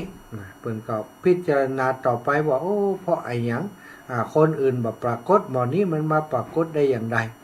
ก่อนนึกไปพออดีตชาติปรากฏว่าคนนี้น่ะอดีตชาติเป็นคนที่สร้างบุญสร้างกุศลมาก่อนแต่โดยเศษกรรมเศษวิบากเล็กน้อยทำให้เขาได้มาเกิดเป็นคนทุกขตะในภพนี้ในชาตินี้ก็ทำให้พระปัจเจกพระอัครพระสาวกของพระพุทธเจ้าโกนาคมนะนั้นพอลุ่งเจ้าก็ได้ไปโพธิได้ไปขุนนาโพธิไปสงเคราะห์นายทุกขตะคนนี้นายทุกขตะคนนี้ก็บ่มีอย่างจะเอามาถวายพระเถระที่ไปบิณฑบาตวันนั้นศรัทธาญาติโยมก็มีแต่ข้าวเหนียวก้อนหนึ่งข้าวก้อนหนึ่งกับอันแคบหมู เปิ่นทอดเปิ่นแคบหมูเปิ่นจะเอามากินว่าโอ้พอดีว่ะอันมีตุเจ้ามาบิณฑบาตก็เลยเอาข้าวก้อนหนึ่งกับแคบหมูใส่ไปในบาตรของพระคุณเจ้านั้นนะพระคุณเจ้านั้นเพื่อจะส่งเคราะห์ให้นายทุกขตะคนนี้ก็เลยได้เอาไปถึงวัดไปถึงวัดฉันเข้าเรียบร้อยแล้วเอาแคบหมูส่วนหนึ่งนั้นเอามาบีบ มาบีบมากั้นกับน้ำว่าอันสถาเอามากั้นแล้วก็เอาน้ำมันนั้นเอาไปใส่ผาติดเอาไปใส่ใส่ผาติดนะอย่างบ้านเฮาเปิ่นเนี่ยในกันเนาะแล้วก็เอาไปจุดตามเอาไปจุดตามปูจาพระพุทธเจ้าในวันเพ็ญเดือน12 เดือนหยี่เพ็งเนี่ยนะปรากฏว่าพอพระเถระนี้ได้จุดผางตีดนั้นถวายปูจาพระพุทธเจ้านั้นเกิดแผ่นดินไหวว่าน้ำในทะเลนี่กระชอกเคลื่อนแผ่นดินไหวภูเขานี่สั่นไหวว่านะสถาคนทั้งหลายว่ามันเกิดเหตุการณ์อะไรอย่างขึ้นถึงมีแผ่นดินไหววันนี้ก็ได้ไทยถามกันไปถามกันมาและสุดท้ายก็มีไผหู้ก็ไปถามพระพุทธเจ้าว่าเกิดเหตุอะไรอย่างขึ้นมันถึงได้มีแผ่นดินไหวที่ผิดปกติอย่างนี้พระพุทธเจ้าโกณคัมมนะก็เล่าสิ่งต่างๆให้พระราชาเนาะพระราชาฟังว่าที่แผ่นดินไหวนี่ก็เพราะว่ามันมีนายทุกขตะคนหนึ่งเนี่ยได้ถวายข้าวพร้อมกับแคบหมู คือกับพระอุตรเถระซึ่งได้ออกจากสมาบัติในวันนี้แล้วพระเถระนั้นเปิ่นเอาแคบหมูมากั้นเอามาเป็นน้ำมันใส่ในผาติดแล้วก็มาปูจากุลของเฮาเนี่ยเลยเกิดแผ่นดินไหวว่าแผ่นดินไหวนี่แผ่นดินจะไหวก่อนนอกจากบุญที่ทำนั้นเป็นบุญใหญ่ว่าสถา พระราชาได้ฟังดังนั้นก็ปิกไปบ้านสถาปิกไปบ้านของตัวเก่าเพื่อปิกไปในวังสั่งเสนาอามาตย์ทั้งหลายว่าวันพุธนี่เขาจะปูจาพระพุทธเจ้าด้วยการจุดผางตีดอันใหญ่ที่สุดว่าสั่งเขาขุดหลุม เอาน้ำมันเอาเชื้อเพลิงอะไรอย่างต่างๆที่เอาใส่ลงไปในหลุมหั่นแล้วก็เอาคือเขาพันสีสายใหญ่เต่าล้ำตาลจุ่มลงไปว่าอันสะดัดแล้วก็คือคนทั้งหลายจุดปูจากุลพระพุทธเจ้าตลอดคืนยันลุ่มก็บ่เกิดเหตุการณ์อย่างขึ้นแผ่นดินจะไหวก็บ่ไหว คิดว่าแผ่นดินจะไหวนักกว่าของหมอนั่นเพราะของแกใหญ่อีเนาะแผ่นดินบ่ไหวนายพระราชาก็สงสัยกลับไปถามพระพุทธเจ้าพระพุทธเจ้าก็เล่าเรื่องเล่าให้ฟังอย่างที่ในธรรมที่ว่าตะกี้เนาะที่ในธรรมที่ว่าบางครั้งบางทีคนทำบุญทำทานเนี่ยวัตถุทานปัจจัยทานที่ได้มานั้นวัตถุทานอย่างต่างๆนั้นบ่สมบูรณ์บ่บริบูรณ์บ่สะอาดบ่หมดใสเป็นของที่ไปได้มาโดยบ่ชอบได้มาโดยบ่ถูกต้องตามทำนองครองธรรมเอามาฮื้อตานไปคดโกงเขามาฮื้อตานผลของตานนั้นก็มีอานิสงส์น้อยสถาและก็การฮื้อตานนั้นถ้าทำบุญเอาหน้าถ้าทำทานเอาหน้าอย่างพระราชานี่กะจะเอาหน้าหรอ มันเลยบ่ได้สักกรรมนะแต่นายทุกขตะนี่ทำงานทำฮื้อทานโดยความบริสุทธิ์ใจและที่สำคัญก็คือพระผู้เป็นทักขิเนยบุคคลนั้นก็คือพระเถระนั้นเปิ่นออกจากฌานสมาบัติมาใหม่นิโรธสมาบัติมาใหม่มายังบ่ได้โพดไผ่น้ำเตือได้โพดนายคนนี้เป็นคนแรกก็เลยทำให้ผลแห่งตานนั้นเป็นตานที่ยิ่งใหญ่ทำให้เกิดแผ่นดินไหวขึ้นพระราชาเมื่อทานของตัวเก่านี้บ่มีผลใหญ่แล้วก็บ่มีอานิสงส์อย่างนักเนี่ยก็เลยเข้าไปถามพระพุทธเจ้าว่าจะได้ฮือตานมีอานิสงส์นักนะพระพุทธเจ้าก็เล่าให้ฟังเรียบร้อยแล้วพระราชากลับมาก็สั่งให้เสนาอามาตย์ว่าไปบอกให้นายทุกขตะมาหาเฮากำลัง เสนาอามาตย์ก็ไปในห้องนายทุกขตะที่เป็นคนถวายอันแคบหมูแก่พระเถระนั้นมาหานายทุกขตะก็ไปหาพระราชาก็บอกว่าบัดเดี๋ยวนี้นะฉันจะขอซื้อบุญจากเธอที่เธอได้ทำตานแคบหมูมือกับพระเถระแล้วก็ได้บุญอย่างยิ่งใหญ่นั้นฉันขอบุญนั้นจากเธอได้ก่อน นายทุกขตาก็ว่าผมตัดสินใจมาได้แต่เนอะเดี๋ยวผมขออนุญาตไปถามพระพุทธเจ้าก่อน นายทุกขตากว่าบุญของตัวเก่าจะหมดบุญที่ขอจากอันพระเถระไปเนี่ยขอว่าทุกภพทุกชาติเนี่ยขอให้ข้าพเจ้าเกิดมาเป็นคนหล่ำคนรวยคนที่บัดต้องมาเป็นทุกข์เป็นยากเป็นทุกขตะอย่างอีแหมแล้วขอให้เป็นคนที่เกิดมามีหน้ามีตาเป็นคนหล่ำคนรวยเป็นคนที่มีผิวพรรณวรรณะดีนะคนเห็นก็เคารพนับถือเก่งขามอย่างอีเป็นต้นได้ขอไว้ขอให้ทุกภพทุกชาติบัดต้องทุกข์และขอให้ในอนาคตจัดไปหน้านี้ได้เกิดมาห่วมศาสนาของพระศรีอริยเมตไตรให้ได้เป็นพระสาวกในศาสนาของพระอริยเมตไตรนั่นเถิดอย่าปรารถนาไว้ก็กลัวว่าสิ่งที่ขอไว้ความปรารถนาที่ขอไว้มันจะเสี่ยงจะสูญมันจำได้อย่างว่าสักคำถ้าจะไปแบ่งให้พระราชาก็เลยไปถามพระพุทธเจ้าพระพุทธเจ้าโกนาคมนะก็ทรงตอบว่าโอ้อันทุกขตะ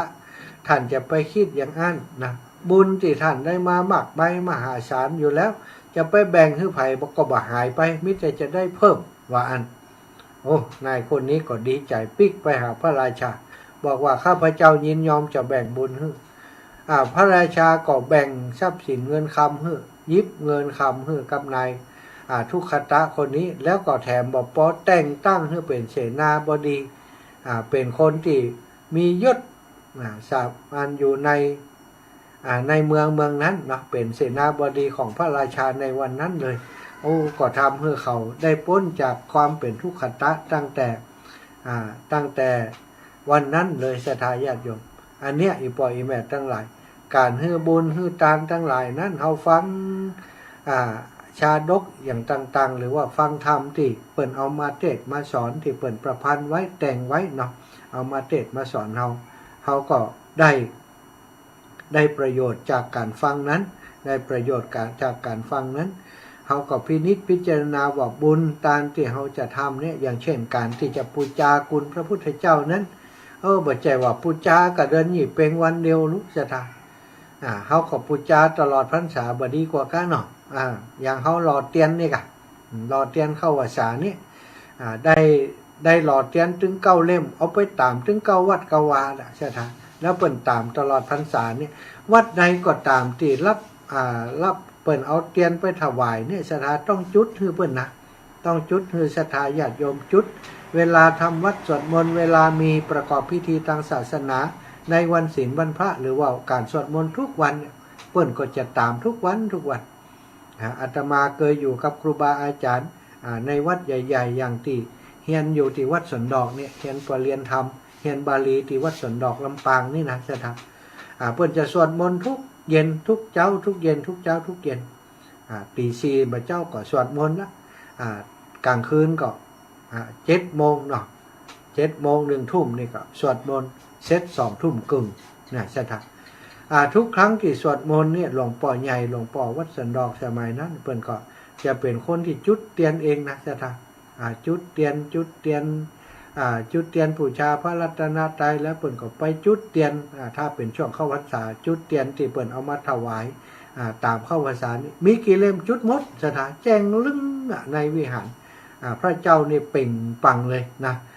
แล้วก็มันสมัยนั้นมันก็มีไฟฟ้าแล้วเนาะจะทำเพิ่นก็ตามไฟฟ้าโดยแต่เตียนที่ส่องสว่างเนี่ยก็ยังทำให้วิหารนี้แจ้งมันดูเป็นภาพที่งดงามสถานยังตาติดใจอยู่ทุกวันนี้เพราะฉะนั้นการที่ศรัทธาอีปอยแม่ทั้งหลายนะได้มีจิตเจตนาที่ดีงามได้ร่วมกันห่ายหอมเป็นเจ้าภาพเตียนเป็นเจ้าภาพแผ่นเตียนที่เพิ่นจะเอาไปหลอมไปหล่อเป็นเตียนจำนำพรรษาที่จะเอาไปถวายอันที่เมืองฝาง9 วัดนะ9 เล่มในวันที่15นั้นศรัทธาอีปอยแม่ก็ลองคิดพอว่าจะเป็นบุญเป็นกุศลนักหนาเพียงใดเนาะถ้ายิ่งท่านเดินทางมาจากตีไก่เนี่ยมากว่าจะได้บุญนี่มันยากลำบากต้องเหมารถเหมาล้างต้องต้องจากันต้อง จ่ายกะรถกะลังแล้วเดินทางแบบจะว่าใกล้ๆจากเชียงใหม่จากลำพูนจากเมืองฝางมาที่วัดตุงปงมาที่จังหวัดลำปางระยะทางเป็น100-200 กิโลก็มี200-300 กิโลก็มีแต่ท่านก็ยังมาถ้ายิ่งมาไกลยิ่งได้บุญหลายเพราะความตั้งใจต้องสูงความมณพยายามต้องสูงเสียนะวันเดียวนี้ก็มีศรัทธาที่เปิ่นให้ห้อมมาเนาะโอนปัจจัยมาแล้วเข้ากับเข้าในบัญชีของโรงเรียนบ้านทุ่งโป่งนะโอ้เยอะแยะไปหมดสำหรับรายชื่อก็คงจะประกาศบัตรตันนะบัดเดียวนี้นะบางแผ่นนี่ร้อยไป อ่านเป็น20-30 นาทีก็บ่หมดบ่เสี่ยงสักจ้ะว่าเดี๋ยวนี้ก็จะขอกับศรัทธาพี่น้องเนี่ยเนาะเอาเป็นว่าถ้าอ่านบัตรตันจะได้อย่างต่างๆจะไปน้อยอกน้อยใจเขาได้ทำบุญแล้วก็ถือว่าเขาได้ทำแล้วเขาตั้งใจไปแล้วเขาบ่จะทำบุญเอาหน้ากันลูกเนาะเขาทำบุญเอาบุญเขาทำบุญเขาถวายปัจจัยมาเพื่อจะหล่อเตียนเขาก็ได้บุญตั้งแต่เขาตั้งใจทำแล้วพอเขาถวายปัจจัยตัดสินใจทำตั้งใจทำก็ได้บุญแล้วตัดสินใจทำจดชื่อเสียงเรียงนามส่งให้สะพานบุญเปิ่นส่งมาเป็นกลุ่มเป็นคณะเป็นชุดนะเอามาฮือพร้อมกับเอาปัจจัยฮือกับสะพานบุญที่เป็นตัวแทนของครูบาอาจารย์หรือว่าบางครั้งศรัทธาญาติโยมโอนมาแล้วอย่างขั้นตอนเหล่านี้ก็ทำให้ศรัทธาอีปออีแม่ได้บุญแล้วเนาะบันได้บุญเต็มไปแล้วเนี่ยมาถึงเตะรอกำเตือก็ได้บุญไปแล้วมันไปจะได้บุญเตี่ยว่าอาตมาประกาศฮือนะหรือว่าครูบาอาจารย์ประกาศฮือประกาศนั้นมันก็เป็นแค่บอกเชิญชวนคนอื่นเพื่อจะได้ว่าโอ้เปิ่นห้อมกันทึดๆเนาะเขาก็ห้อมฟ้องหน้า จะฮือเป็นประกาศบางฮือตกฮือหล่นสักคนเลยนั้นมันเป็นไปบ่ได้เนาะถ้ามันไปตกไปหล่นตัดไผ่เนอะก็จะไปถือไปตื้อนะบางครั้งบางทีก็ยังว่านะเวลาที่อันจัดรายการวันชั่วโมงค่ะ2 ชั่วโมงค่ะนี่มันก็แป๊บเดียวก็หมดแป๊บเดียวก็หมดถ้าเขามานั่งประกาศท่านอย่างเดียวเนี่ยศรัทธาอีปล่อยแม่บางผู้บางท่านก็ว่าโอ้ตายแล้วอันมาฟังรายการวิทยุมีใจรายจื่อเปิ่นประกาศเหมือนโคชกงานวัดไปเหี่ยมันก็จะทำให้อรรถรสในการฟังหรือว่าการฟังสิ่งดีๆต่างๆมันผสมมันบอกครบองค์ประกอบมันเนาะการจัดรายการตั้งธรรมะนี่มันมีความจำเป็นที่จะต้องอู้ธรรมะพ่องศรัทธาอู้เอิญเจิญจวนศรัทธาญาติโยมได้ทำบุญทำกุศลร่วมกันพ่องเนาะทำกิจกรรมที่ดีๆร่วมกันพ่องของอาตมานี่ก็จำเป็นจะต้องอู้บางครั้งก็อยากจะอู้เรื่องธรรมะอย่างต่างๆเพื่อจะให้มันสมกับรายการสารธรรมยามค่ำแต่มันก็มีเหตุที่จะต้องให้อู้เรื่องการเรื่องงานต่างๆเรื่องการร่วมบุญร่วมกุศลของศรัทธาญาติโยมทั้งหลายนะช่วงนี้เนาะก็ฝั่งโทรมาเตือนเนอะ ขออู้ไปแหมสักหน่อยก่อนขอเวลาสักหน่อยขอเวลาก่อนตอนนี้เวลาเช้า2 นาทีฝั่งโทรมาเตือนดีกว่าอีแวดทั้งหลายที่ฟังอยู่ฝั่งโทรมาเตือนขอสัก40 นาทีด้วยเนาะ21 นาฬิกา 40 นาทีค่อยโทรนะตอนนี้ขอเวลาน้อยฝั่งโทรมาเตือนทำความเข้าใจอู้จากันก่อนแล้วก็ศรัทธาอีปออีแม่ทั้งหลายนะที่อยู่ตามอย่างใดเนี่ย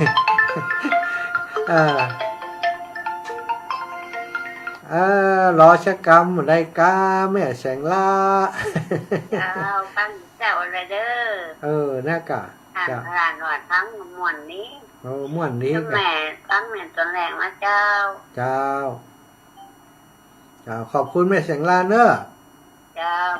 นะสาธุดีรอเตียนเนอะเป็นใจนะสาธุเจ้าศรัทธาฟังโทรมาเตือนสั่งโทรถ้าโทรมาก็จะปิดเนี่ยก่อนเนาะก็ฝากกับศรัทธาอีปล่อยแม่ที่ร่วมเป็นสะพานบุญนะในการทำบุญทำกุศลต่างๆสิ่งที่สำคัญที่สุดก็คือต้องมีคนเชื่อมประสานเนาะช่วยเหลือเกื้อกูลซึ่งกันและกันงานนี้ครูบาอาจารย์เป็นต้นคิดเนาะอย่างครูบาอาจารย์ขึ้นสีขาวเนี่ยเป็นต้นคิดเป็นผู้ตีคิดกิจกรรมนี้ขึ้นมาเพื่อประโยชน์ในการอนุรักษ์รักษาวัฒนธรรมประเพณีการหล่อเตียนไว้กู้กับ เมืองเหนือเมืองล้านนาของเฮาเสียทาถ้าเฮาบ่อนุรักษ์รักษาไว้อย่างอีคนทั้งหลายบ่ก่อนนะตามวัดวาอารามต่างๆตามหมู่บ้านต่างๆเกือบทุกหมู่บ้านเปิดมีการหลอดเทียนกันแต่ปัจจุบันนี้หายไปทีๆกับหายไปบอกก่อนนี้โรงเรียนอาตมาจำได้ว่าอยู่โรงเรียนเนี่ยคุณครูเปิ่นก็ฮือนักเรียนนี่เอาเทียนกันมาคนละหน่อยคุบ2คุบเนี่ยเอามาหลอดด้วยกันได้ 4-5 เล่มก็เอาไปถวายในหมู่บ้านในวั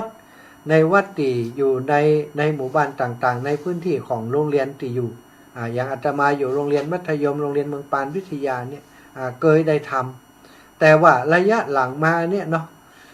ก็ยังว่านะโรงเรียนก็เอาง่ายว่าขี้ข้านนั่นรำคาญละอ่อนเขา ขี้ข้านเตรียมนั่นเตรียมนี้วุ่นวายนะเปิ่นก็เลยไปซื้อเอาเหี้ยตั้งงบประมาณไปจัดซื้อมาซะตาหรือว่าให้นักเรียนเนี่ยบริจาคกันคุณครูจะไปซื้อเทียนไปถวายวัดในพื้นที่ของเฮานักเรียนบริจาคกันคน5 บาทเน้อบอกผู้ปกครองเน้อเนี่ยก็เอาสตังค์มาหอมครูก็ไปซื้อนี่ระยะหลังเป็นอย่างอี้เนี่ยระยะแรกนี่เปิ่นมีการเอาเทียนมาหอมกันแล้วหลอดแล้วก็เอาไปตานสถานมันได้ใจนะการรอเตียนกว่าจะเตรียมสถานที่เกิดจะเตรียมอย่างมันเนี่ยมันใช้เวลาลูกสถานมันจะเนี่ยได้ง่ายมันจะว่าอย่างเฮาซื้อนี่มันง่ายมีสตังค์เนี่ยเดินเข้าร้านไปเลือกเอาจะเอาแบบใดจะเอาสูงต่อใดจะเอากวนต่อใดจะเอาล่ำต่อใดเนี่ยจะเอาแบบแกะสลักก้มแกะสลักเนี่ยกี่เม็ดมีหมดสถานเอาท่วมหัวก็มี จะเอาสักศอกสักวานี่ก็มีจะเอาเป็นกู่จะเอาเป็นเดียวมีหมดอันนี้ศรัทธาอีปล่อยอีแม่ทั้งหลายฉะนั้นเนี่ยการที่เฮาได้มีโอกาสเนาะได้มีโอกาสที่จะรอเตียนได้มีโอกาสที่จะรอเตียนเข้าวัดศาสตร์ด้วยกันเตียนจำนำพรรษาด้วยกันนี้ก่อนนับว่าเป็นโอกาสที่ดีได้ยุดได้ยั้งไปเป็นเวลา 2-3 ปีนะช่วงที่โควิดนี่เฮาบ่ได้แยกกันเลยปีนี้เป็นปีแรกที่เฮาจะมาแยกกันเท่าที่อาตมาได้ประกาศประชาสัมพันธ์ไปแล้วก็ได้ยินศรัทธาญาติโยมเปิ่นโทรมาหาครูบาอาจารย์โทรมาหาอาตมาแจ้งให้ทราบว่าอีแม่จะไปนะตอนนี้เมารถเมาลากันไว้แล้วเน้อท่านนี่นะอย่างแม่ครูตีอำเภอเงาเนาะแม่ครูยังจำชื่อแม่ครูบ่ได้ แม่ครูที่อำเภอเงาถ้าจะฟังอยู่ก็ตอนนี้นะแม่ครูที่อำเภอเงาเนี่ยเปิ่นโทรมาบอกอาตมาแต่เจ้าว่าโอ้ยแม่ฟังจากคลื่นสีขาวมาเมินแล้วนะเปิ่นอยู่บ้านปงเตาซะท่าบ้านปันพัฒนาอีนะตำบลปงเตาอำเภอเงาจังหวัดลำปางอาตมาประทับใจเปิ่นอย่างเพราะอย่างซะท่าประทับใจที่เปิ่นนั้นเป็นคนอายุนักแล้วแต่ว่าเสียงของเปิ้นนี่ชะชานเสียงชะชานอาตมาก็พอจะทายแล้วว่าคนนี้ถ้าจะเป็นครูแต่ว่าเปิ้นบอกเองอีแม่อายุ80 ปีแล้วนะอีแม่นี่เป็นอดีตข้าราชการนี่นะอีแม่เป็นครูมาก่อน ออกเสียงอย่างชัดเจนแล้วบอกว่าเป็นเปิ้นได้สอนท่านอาจารย์เจ้าคุณจินดารัตนาพรเนี่ยอาจารย์มหาเสริมเจ้าคุณจินดารัตนาพรเนี่ยเป็นคนบ้านพุ่นซะท่าอีแม่บอกว่าอีแม่เคยได้สอนตั้นอยู่ว่าตอนเป็นนักเรียนตอนนี้โยมแม่ครูอาริยพันธ์เนาะอารีพันธ์นะแม่ครูอารีพันธ์สิริวิริยะใหม่เปิงจำยากแม่ครู อีแม่นี้จะเอารถไปกันหนึ่งนะรถตู้1 กันอาตมาคิดว่าถึงเวลาแล้วบ่ใจกันเดียวใช่ไหมนะโยมแม่ครูนี่นะอย่างน้อยลูกศิษย์ลูกหาอย่างต่างๆนี่อยากจะไปแอวตัวในวันนั้นก็จะได้พบได้ปะกันเนอะศรัทธาอีแม่ทั้งหลายได้ยินแม่ครูว่าแล้วก็อีแม่จะฮู้อย่างใดว่าคนไหนท่านอาจารย์สมชาติคนไหนตุลุงยองคนไหนท่านพระครูอภิวัตรคนไหนตุลุงดอยบัดเดี๋ยวนี้อาตมาก็เลยบอกว่าเอาอย่างอีกในวันงานนั้นอาตมาจะมีเหมือนกับเปิ่นมีป้ายน่ะสถาป้ายบัตรประจำตัวที่เอาแขวนสำหรับสตาฟคนจัดงานนี่นะครูบาอาจารย์ก็จะแขวนป้ายหรือว่าเอามาติดที่อกนี่นะ เขียนชื่อติดพร้อมนะป้ายสีชมพูนี่ตุลุงยองสีชมพูเนอะพอเนอะชะทาป้ายติดอกสีชมพูนั่นตุลุงยอง เขียนชื่อไว้แล้วก็ท่านอาจารย์เสาแก้วสีน้ำเงินเนอะท่านอาจารย์สีมืนสีเขียวเนอะอันนั้นก็ไล่กันเป็นสีไปนะสีขาวนั้นท่านพระครูอภิวัตเนยนะตุลุงดอยนี่สีนั่นสีแต่จะเขียนชื่อติดให้เพื่อนตัวออติดตีอันผ้าของเพื่อนที่อกเพื่อนชะทาหรือว่าใจแขวนคอก่อนแล้วแต่เดี๋ยวก็พอกันแหมกำเดี๋ยวว่าครูบาอาจารย์จะเอาแบบใดเนาะเอาแบบนั้นถ่ายจะดีเพราะว่างานครั้งนี้อาตมาคิดว่าญาติโยมใหม่ๆเนี่ยที่บอกฮู้จักครูบาอาจารย์คำเตือนนี้จะได้หันครูบาอาจารย์แล้วก็จะได้ตักถูกเพราะหันที่อกเพื่อนตุลุงดอยเองเข้าไปก็ไปตักเพื่อนโอ้ตอนนี้ก็ตุลุงดอยไหวสาเจ้า ตอนนี้ก็มหาสมชาตินี่นะตอนนี้กาอาจารย์สีมือตอนนั้นตอนนี้นี่โลตุลุงดอยนี่โลตุลุงยองนี่กาท่านพระครูกัลยาณประโมทนี่กาท่านพระครูสุเมธอีแม่ฟังมาเมินเพิ่งได้หันเขาจะติดแบบนี้ชะทาเนาะบ่ต้องห่วงเนอะบ่ต้องห่วงว่าจะจำคนนั้นคนนี้บ่ได้อาตมาเชื่อมั่นว่าศรัทธาฟังรายการครูบาอาจารย์มาเมินแล้วบ่ได้หันเปิ้นคำเตือนเพราะหันนี้จะดีใจจะปิติแล้วก็อยากจะถวายปัจจัยสนับสนุนเป็นการเทศเป็นการน้ำกับไฟคือครูบาอาจารย์ก็ถ้าเขาไปมัวถามกันท่านมัดพระก่อนนักโยมก่อนหลายศรัทธาเอาแบบนี้ไปจบข่าวเนาะเอาป้ายติดคือครูบาอาจารย์เลย ถ้าใครบัดติดป้ายบัดได้ซองนะไอ้เนาะ บัดได้ซองกับน้ำกับไฟนะไอ้นะศรัทธาวันนั้นเขาจะจัดงานกันทั้งวันนะเริ่มตั้งแต่8 โมงครึ่งเป็นต้นไปถึงประมาณ5 โมง 6 โมงเพื่อนนะเพราะว่าคนมันนักมันหลายเนาะศรัทธาญาติโยมก็ทยอยกันเนี่ยกันนี้ไปไผ่เนี่ยเสร็จแล้วเปิ่นจะกลับบ้านกลับจองถ้าเปิ่นอยู่ไกลก็บ่เป็นหยัง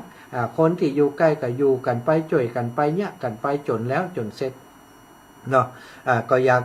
วันนั้นก็คงจะมีรายการพิเศษหลายอย่างอยู่เขาจะมีทีมงานที่เปิ่นมีความรู้ความสามารถเนี่ยอย่างท่านอาจารย์เสน่ห์กาหลงกับทุปิเกนี่จะให้เป็นพิธีกรกู้กันจะให้เปิ่นเทศน์สองธรรมะให้ศรัทธาได้ฟังโดยกราบสาธุฟังวิทยุโดยดูเฟซโดยเจ้าโอ้อันนี้แจ้งมา อย่างฟัง2 ตังวิทยุกับฟังเฟซก็พอกัน เอา2 ตังเลยเนาะจะได้พบได้ปะกันในวันนั้นเนอะศรัทธาอีปล่อยแม่ทั้งหลายวันนี้อาตมาขออนุญาตตะกี้ประกาศชื่อเสียงเรียงนามไปแล้วชุดหนึ่งตอนคืนนี้ก็ขออนุญาตบอกประกาศเลยนะเพราะว่าตะกี้ก็ประกาศไปชุดหนึ่งมันก็นักกระไรแล้วเนาะถ้าประกาศมันจะต้องประกาศให้หมดเนี่ยศรัทธาญาติโยมฉะนั้นก็เลยขอเป็นว่าประกาศเป็นบางส่วนพอคือศรัทธาญาติโยมได้รู้ว่าครูบาอาจารย์เพิ่นก็ได้รับแล้วเนอะอีปล่อยอีแม่ได้มอบหมายให้ไผเป็นสะพานบุญบ่ต้องกลัวมันตกหล่นไปไหนเพิ่นจะเอาส่งถึงหมดเนาะส่งมาถึงอาตมาก็จะเอาไปเขียนนะในแผ่นที่คือปูจานั่นนะเพิ่นเรียกว่าแผ่นเตียนธรรมจักรจะเป็นเส้นผ่าศูนย์กลาง10 เซนหนา1 เซนซะท่าเหมาะพองามทางด้านหน้านี้จะเป็นรูปธรรมจักรก็คือกงจักรธรรมของพระพุทธเจ้าเป็นรูปธรรมจักรแล้วก็ด้านหลังนี้จะเป็นพื้นเรียบสะอาดงามแล้วก็เขาจะเอาเขียนชื่อนามสกุลวันเดือนปีเกิดของศรัทธาที่เป็นเจ้าภาพนั้นคนเป็นเจ้าภาพแผ่นก็เขียนให้1 แผ่นคนเป็น5 แผ่นก็เขียนให้เพื่อน5 แผ่นไปเลยศรัทธา5 แผ่น100ก็เขียนให้5 แผ่นคนละแผ่นเนาะถ้าเอาคนละแผ่นก็ได้แล้วแต่ถ้าจะเอา5 แผ่นก็ได้ก็แล้วแต่แผ่นหนึ่งก็20 บาทต่ออันเนาะ20 บาทนี้บัจจัยนี้นะศรัทธาญาติโยมบัจจัยซะหน่อยนะ20 บาทนี้1เป็นทุนในการรอเตียนนั้นทุนในการรอเรียนต้นทุนเป็นต้นทุนที่เขาไปรอเตียนแล้วก็ส่วนหนึ่งปัจจัยที่ได้มานั้นเปิ่นเอาไปช่วยเป็นการศึกษาให้โรงเรียนขนาดเล็กเปิ่นจ้างครู3 คนนะโรงเรียนบ้านทุ่งโป่งที่อาตมาดูแลอยู่เนี่ย3 คนก็เป็นเงินอยู่200,000 ปลายซะท่าบัดเดี๋ยวนี้ที่อาตมาเดินทุดงช่วยเปิ่นได้6 เดือนละ 6 เดือนนี้อาตมาทำสัญญาจ้างครู3 คนไปแล้ว6 เดือนก็ยังแถม6 เดือนคือเทอมหลังเนี่ยต้องถ้าเขาจัดกิจกรรมได้ปัจจัยมาปอที่จะจ้างครูเขาก็จะให้ตั้งโรงเรียนจ้างครูให้ครบเป็นปีก่อนมาอ่านนี่โอ้เขาก็มั่นใจว่าพอจ้างเปิ่น6 เดือนแหม6 เดือนแล้วเผื่อเปิ่นออกไปอยู่ที่อื่นเนี่ยจะลำบากต้องทำสัญญาจ้างกันไว้ก่อนเปิ่นจะได้ช่วยสอนที่โรงเรียนบ้านทุ่งโป่งแห่งนั้นอาตมาดีใจซะทางที่คุณครูในโรงเรียนเนี่ยโอ้เป็นน้ำหนึ่งใจเดียวกันช่วยงานครั้งนี้เนี่ยครูมีส่วนช่วยเหลืออาตมานักขนาดณปัจจุบันนี้เปิ่นทำสีโรงเรียนอันใดที่จะซ่อมแซมได้เปิ่นก็ช่วยกันเนี่ยช่วยกันซ่อมแซมปรับปรุงห้องอาคารสถานที่ให้น่าอยู่น่าอาศัยมากจากการที่อาตมาตั้งแต่เริ่มแรกช่วยเปิ่นมาเนี่ยโอ้ก็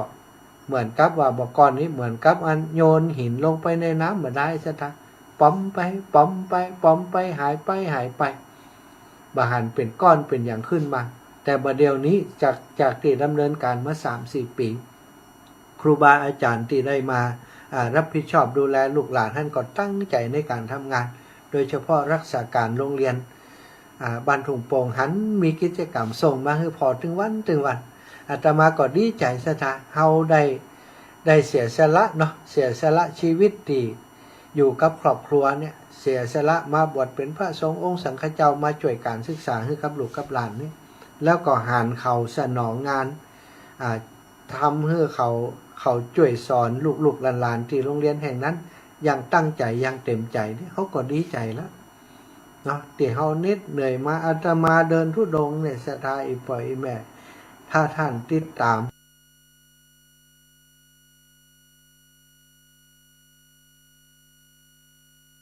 เรื่องราวของการธุดงค์ธรรมยตราว่าใจสันหน่อยไปนะถามว่าล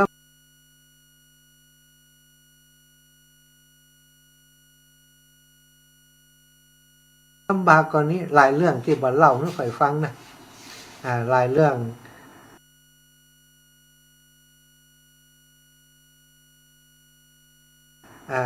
ที่บ่เล่าให้ใครฟังบ่ยังให้ศรัทธาญาติโยมได้กึดนักเวลาจะไปเดินปีต่อไปเดี๋ยวจะห้ามเดี๋ยวจะดัดร้อนเนี่ยบางเรื่องก็โดนคนที่เปิ่นว่าหันดีหันงามด้วยเฮาเนี่ยศรัทธาญาติโยมก็โจมตีว่าเนื่อว่านั้นว่านี้บางพ่องก็ว่าแผ่ว่าถ้ามันบ่ได้อย่างมันจะไปยะแย่หยังนี่นะศรัทธา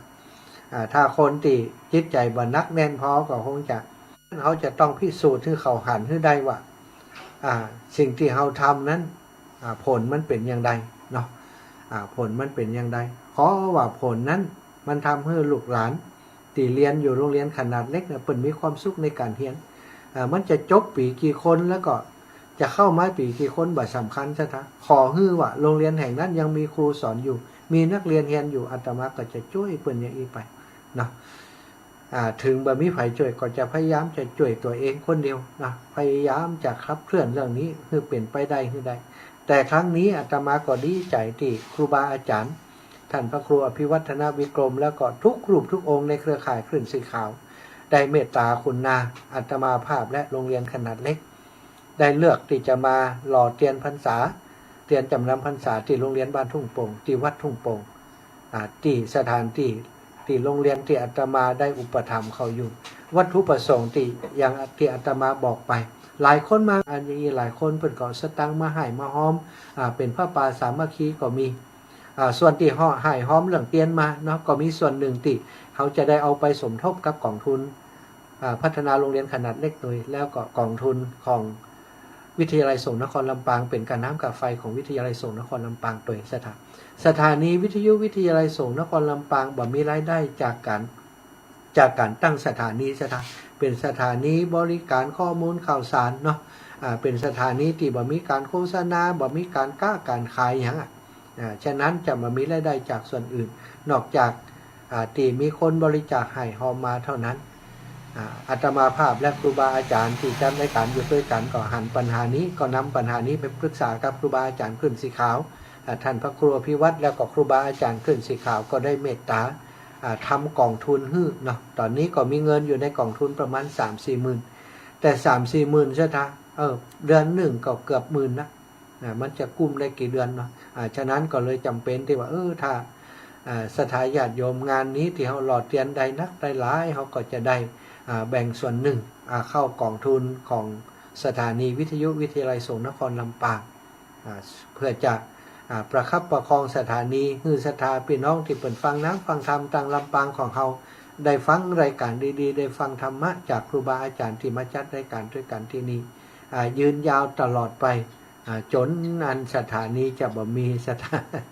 จนสถานีถูกยุบว่าอันเนาะอันนี้เขาก็จะช่วยกันไปสถาอีปล่อยแม่ตั้งหลายตอนนี้21 นาฬิกา 40 นาทีก็คงจะแบ่งเวลาให้สถาญาติโยมโทรมาแล้วเนื่องจากว่ามีคนโทรมาหลายท่านหลายคนแต่กี้เนี่ยแล้วก็อาตมาบ่สามารถจะรับได้เนื่องจากว่ามันจะต้องอู้จาสื่อสารกันสักเล็กสักน้อยก่อนที่จะเปิดสายรับกับสถาอีปล่อยอีแม่ตั้งหลายก็อยากจะให้คนใหม่ๆได้มีพื้นที่ได้มีโอกาสได้โทรเข้ามาพ่องเนาะหลายคนก็ยังบ่มีเบอร์โทรอาตมากำเตือนก็ขอบอกเบอร์แห่งกำเนอะ0808844173 โทรเข้ามาได้เลยใช่ไหมเจริญปอนโยมแม่ฟังอยู่นอกแม่ฟังอยู่แม่ฟังลูกเตะทำไปได้จัดไปกึ่งว่าถ้าซื้อไปจะเมาพอข่าวเมาอยู่กะเมาข่าวอยู่กะเตะประจันหวานเนาะกะบอกพอเตะได้เปิดฟังได้กับ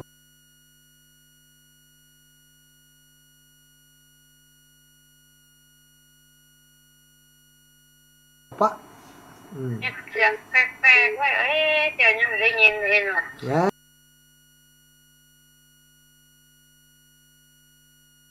เสียงแปลกๆนี่เสียงไผ่กะ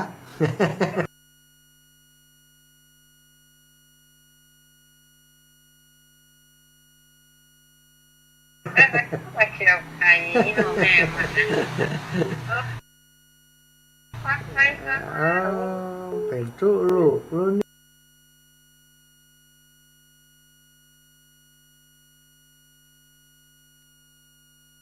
นี่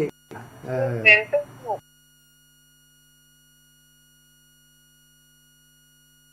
รุ่นนี้เนาะสาธุ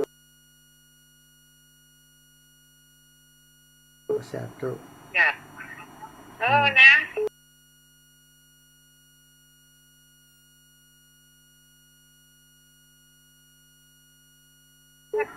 นี่มาก็หนึ่งแม่จะโอนตังค์ไว้มือทำนะ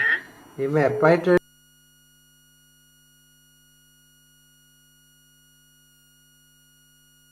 ลุงแดงเนี่ยตุลุงแดงไปนอนพุ่นนะคนอยู่ไกลกันจึงแม่เดี๋ยวแม่เดี๋ยวอันบอกให้ปอนหนานนั่นบายดีเนาะ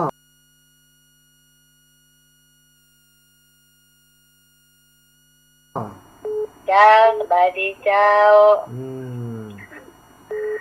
ฟังอยู่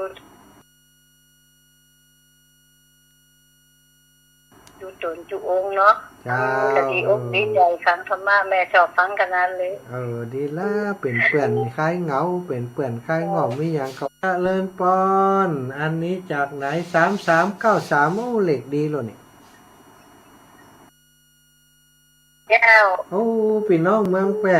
บัลลังโทรมาวันก่อนแล้วเจอกันนี่กำโทรกำลังโทรเจ้าพี่น้องเมืองแปรขอบคุณมากที่โทรหากันเด้อแม่หยังจ๊ะแม่ยังแม่บ้านทินบ้านทินสาธุขอบคุณอีแม่นะอำเภอ2อำเภอเมืองยังฟังสถานียังดารุณีเจ้าของคุณดารุณีนะทูแม่เลี้ยงใจดีนะท่าดารุณีนี่นะแม่เจ้าใจบุญมากเจ้าใจบุญมากดารุณีแล้ว โอ้ก็ได้ยินแล้ นะ ว โอ้เป็นเจ้ากว่าสถานีเนี่ยเปิดให้ครูบาอาจารย์มาน่ะ เจ้า โอ้สาธุเน้อบุญรักษาอีแม่ ติดตามม่วน โอ้ขอบคุณเนาะทุกลูกทุกองค์ฟังไป เจ้าได้มาสอนลูกสอนหลานด้วยเจ้า โอ้ดีแล้วขอบคุณอีแม่หลายๆเน้อ เจ้าเจ้า สาธุเอาเจริญพรแม่สายทองบ้านห้องลำปู เจ้าน กำลังจากเจ้าพามาหา เจ้าขอบคุณอีแม่ ที่ เน้อ ที่นั่งข่าวดำอยู่น้ำพ่อผ้าพี่ฟังกับน้อง อ๋อกะไปนอนพุ่นเลยกันแม่ไปนอนพุ่น เจ้านอนกับน้องกับหลาน โอ้ พอดีญาติขี่ไปเจ้า โอ้เจ้าเป็นญาติเนาะ อันเข้า18 75นี่ก็ฟังอ่ะเจ้า เจ้าอีแม่ไปพุ่นก็ยังได้ฟังอยู่เนาะ เจ้าฟังกันด้วยกันเลยนะ โอ้ บ้านจิตจะดี ขอบคุณอีแม่หลายๆเน้อ เจ้า อ้าวอันนี้แฟนตัวจริงแฟนตัวจริง ก็อีแม่ตึงประทับใจแล้ว โอ้น่ากันเนาะสาธุขอบคุณเนี่ยแม่เน้อ ลูกรับขอเป็นทุกแต่ทุกเจ้า สาธุได้ยินอีพ่ออีแม่ก็สบายใจแล้วว่าอันเนาะกำว่าป่อกำว่าแม่นี่สำคัญต่อคนเฮาทั้งหลายสถานเจริญพรนี่แม่คำนวณ เจ้าแต่ว่าสาวเจ้าโอ้ครั้งมาแต่เมินบัดยินเด็ดทำจัดม่วน นั่นแหละม่วน ซึ่ง นี่ ว่าจำเด็ดทำไม่รู้ เต็ด ซึ่งว่ามันจะให้บันไดกะ บรรยายเต็ดพื้นเมืองของแต่คนเฒ่าคนแก่เปิ่นหูมก็เตที่เปิ่นฟังของอากาแม่เนาะ เจ้าม่วนดีเจ้า เจ้าขอบคุณอีแม่คือกำลังใจกันเด้อ เจ้า เจ้า นักศึ ข ก อบ ษา คุณ เจ้า ขอบคุณเจ้า สาธุเจ้า เจริญปอนโยมโอ้บัดตานโยมแม่แก้วพญาสมเจริญปอนโยมแม่แก้วพญาสมมาอีกแล้วตะกี้ลุดไป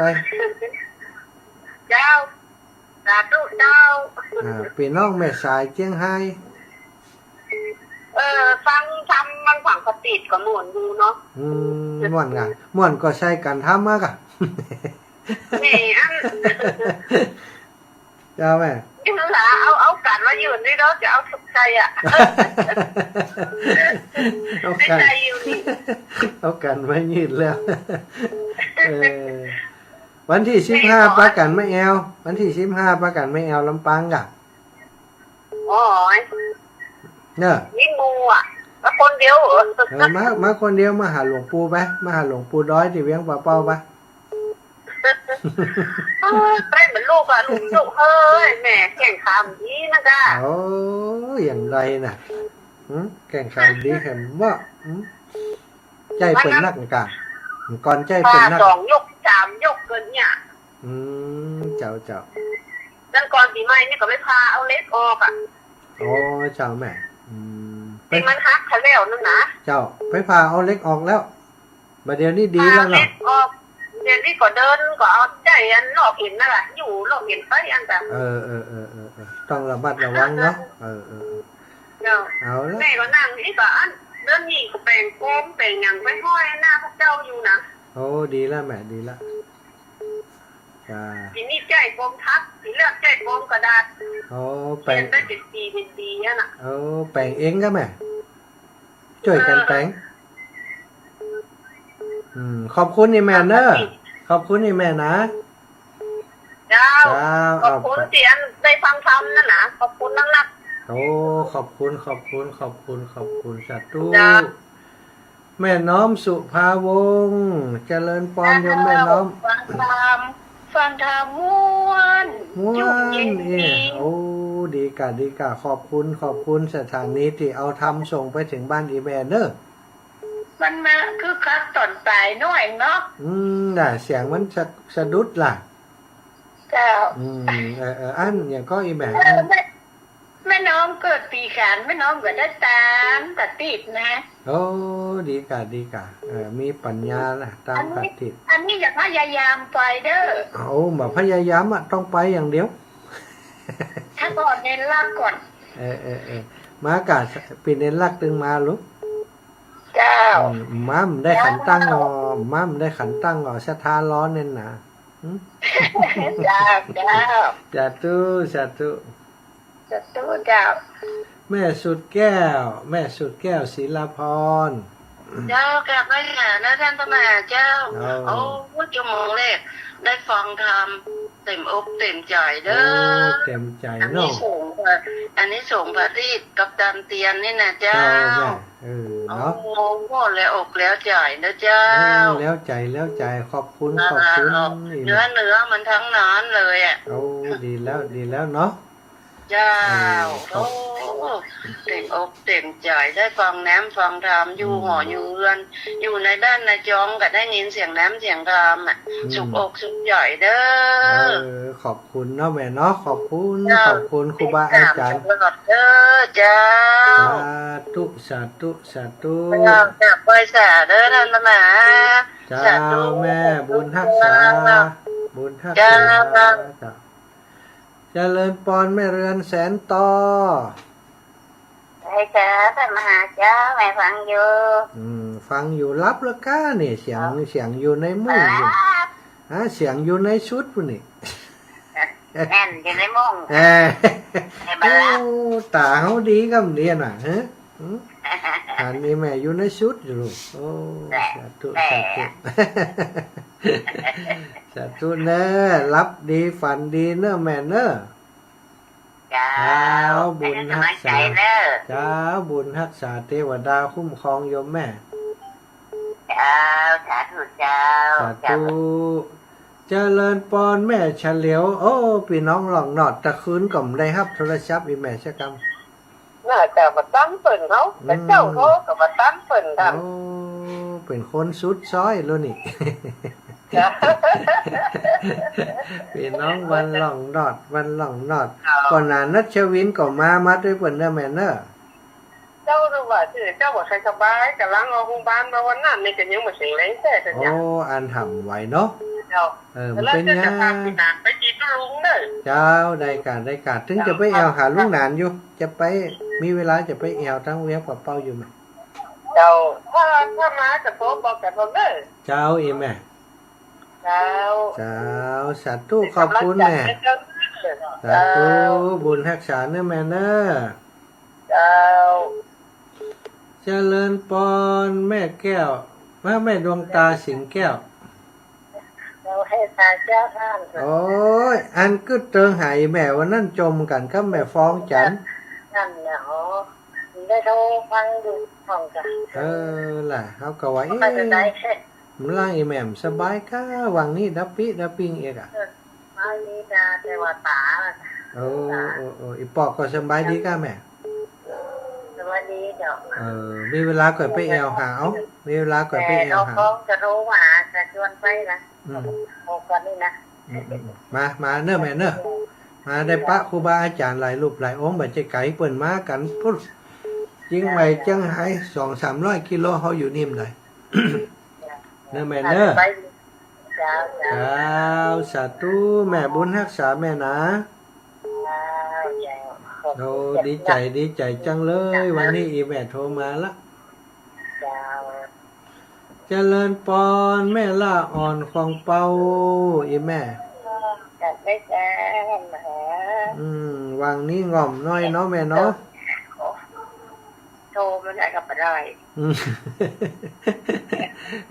คนเปิ่นโทรมาพร้อมกันนะมันนักเนาะแม่เนาะ ดูร้านโอ้ยจะจ่ายคนนั้นจ่ายคนนี้ อากาศต่างครูบาอาจารย์เปิ่นพอดีเปิ่นนั้นมีอบรมมีอย่างกัน ถ้าเขาไปอบรมด้วยเปิ่นก็ครูบาอาจารย์ถ้าจะนักคนเดียวเหมือนกันนะท่านพระครูอภิวัตรดีว่าอันเขาก็ได้เข้าอบรมกันปีนี้ปีหน้าก็เข้าเจ้าขอบคุณแม่นะ เจ้าไปทำมั่นใจให้เนอะ เจ้าขอบคุณ เป็นว่าตักให้ออก ดูแลตัวเองพักผ่อนเห็นเนอะแม่เนอะจบแล้วก็รับแต่ตุ นอนหลับแล้วก็วางแค่ในม้วน ดี ก่อนอีแม่รับก่อนอีแม่รับฝันดีเนอะ เจ้า เจ้าสาธุเจ้าแม่เจริญปอนแม่สมบูรณ์บ้านไร่ศิลาทอง หาลูกถ้าแล้วก็เบอร์ของเสน่ห์กันหลงยังมีอยู่ป่ะ มีอยู่ไหม ไม่ ายเลขนั่นนะหมายเลขธนาคารนะ หมายเลขมีอยู่แต่ว่าต้องเชาะนะ มันเชาะหยักอยู่เดี๋ยวก่อนนี่เอา แบบ อ่า ที่มากก็ต้องเสียใจแบบไม่ได้ไปอ่ะ มันไปเป็นยังเขาไปเสียอกเสียใจยังอืม เราหลุดไปเรื่องไงนะ หันลืมอย่างว่าเขาก็อยู่เต็มเวียงนี่อยู่เต็มครูบาอาจารย์ใกล้ๆนี่มันได้แต่ว่าตีห้านนี่คือครูบาอาจารย์เปิ่นตีเปิ่นมีเวลาเปิ่นได้อยู่เนาะเขาแบบมีเวลาอยู่ตลอดเนี่ยมันลำบากเปิ่น มันต้องว่าอยู่ด้วยกันนั่นมาอยู่นะ นั้นก่อนลำบากนะถ้าอยู่ห้านแล้วเปิ่นจะนอนไหนอ่ะหลวงพ่อนั่นน่ะเปิ่นตีกุฏิปุ่นมันก็บ่สะดวกอ่ะ ก็ที่ห้องนั่นไปเห็นห้องเราต้องไล่ของ เท่ามันจะไปญาติกันอยู่ได้อย่างไรมันเปลี่ยมัน ห้องหลังหลังหนึ่งนั่นนะหลังแหลกนั่นหลังแหลกที่ห้องไปนะ บ่อู้ถึงแล้วเพราะว่าหมอบเพิ่งเปิ่นแล้ว จ้าแม่สาธุนะ เจ้าแม่ก็ไม่ได้หันลูกเขาแล้วก็ โอ้แค่เจ้าหู้จำหันมันเลยค่ะเข้าบ้านตั้งเพ่มันผ่านบ้านไหลศิลาท้องหนู มาหาแม่ของแค้นกัน นั่นกะมันผ่านบ้านไหลศิลาท้องเจ้าสาธุนะแม่เนอะ เจ้า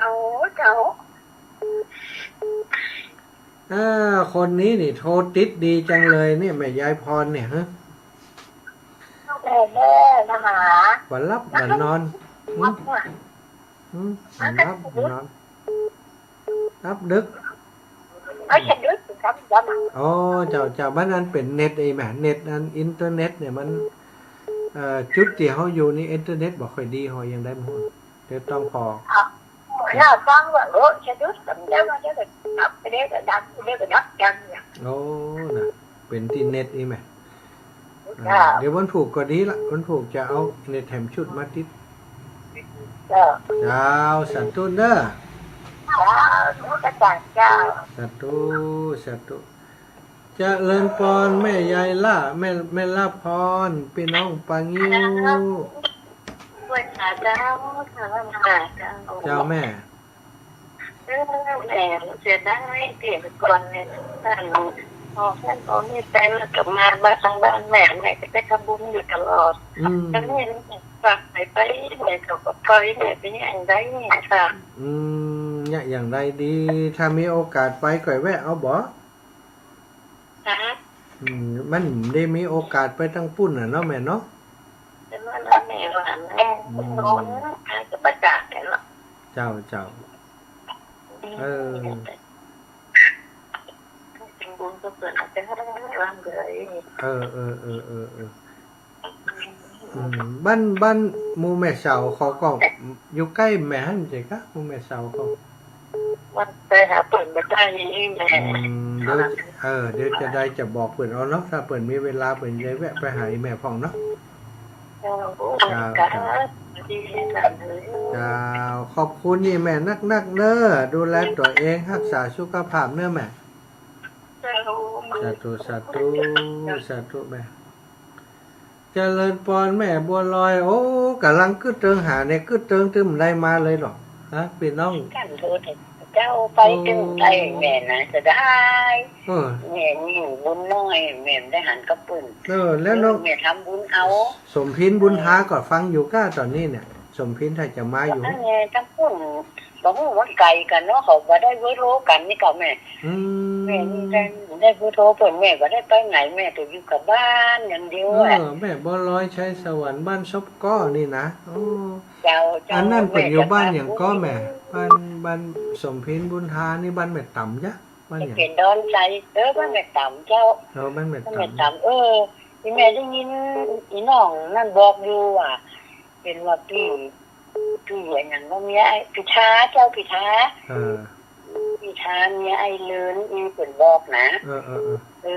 เยอะก่อนเยอะแม่จะชอบเบอร์โทรเขาก่อนถ้าได้เจ้าต้องกลมไก่กันนั้นไก่ลายตุ่มนิ่มได้ค่ะถึงพิธานี่นะเจ้าขอบคุณนะแม่เนอะสาธุเจ้าสาธุฟังตลอดเจ้าสาธุขอบคุณโยมแม่ผัดชัยเมืองชื่นนี่มาแล้วนาจะลา นาจะใดนาจะลานี่ฮะนะนาจะลา เจ้าอาจารย์ เจ้า จะลา จะไปแอวหาสักเตียก่อนนาจะลา มาจังอาจารย์ยังแม่ผมไง ก็นั่นกะไม่ไผ่จ้วนไว้เนี่ย ดู ให้แม่จ้วนก็จะไปกะ มาเลยชวนมาเนี่ย ไปแน่อันนี้แม่ว่ามาเลยนี่ มาเลย เจ้า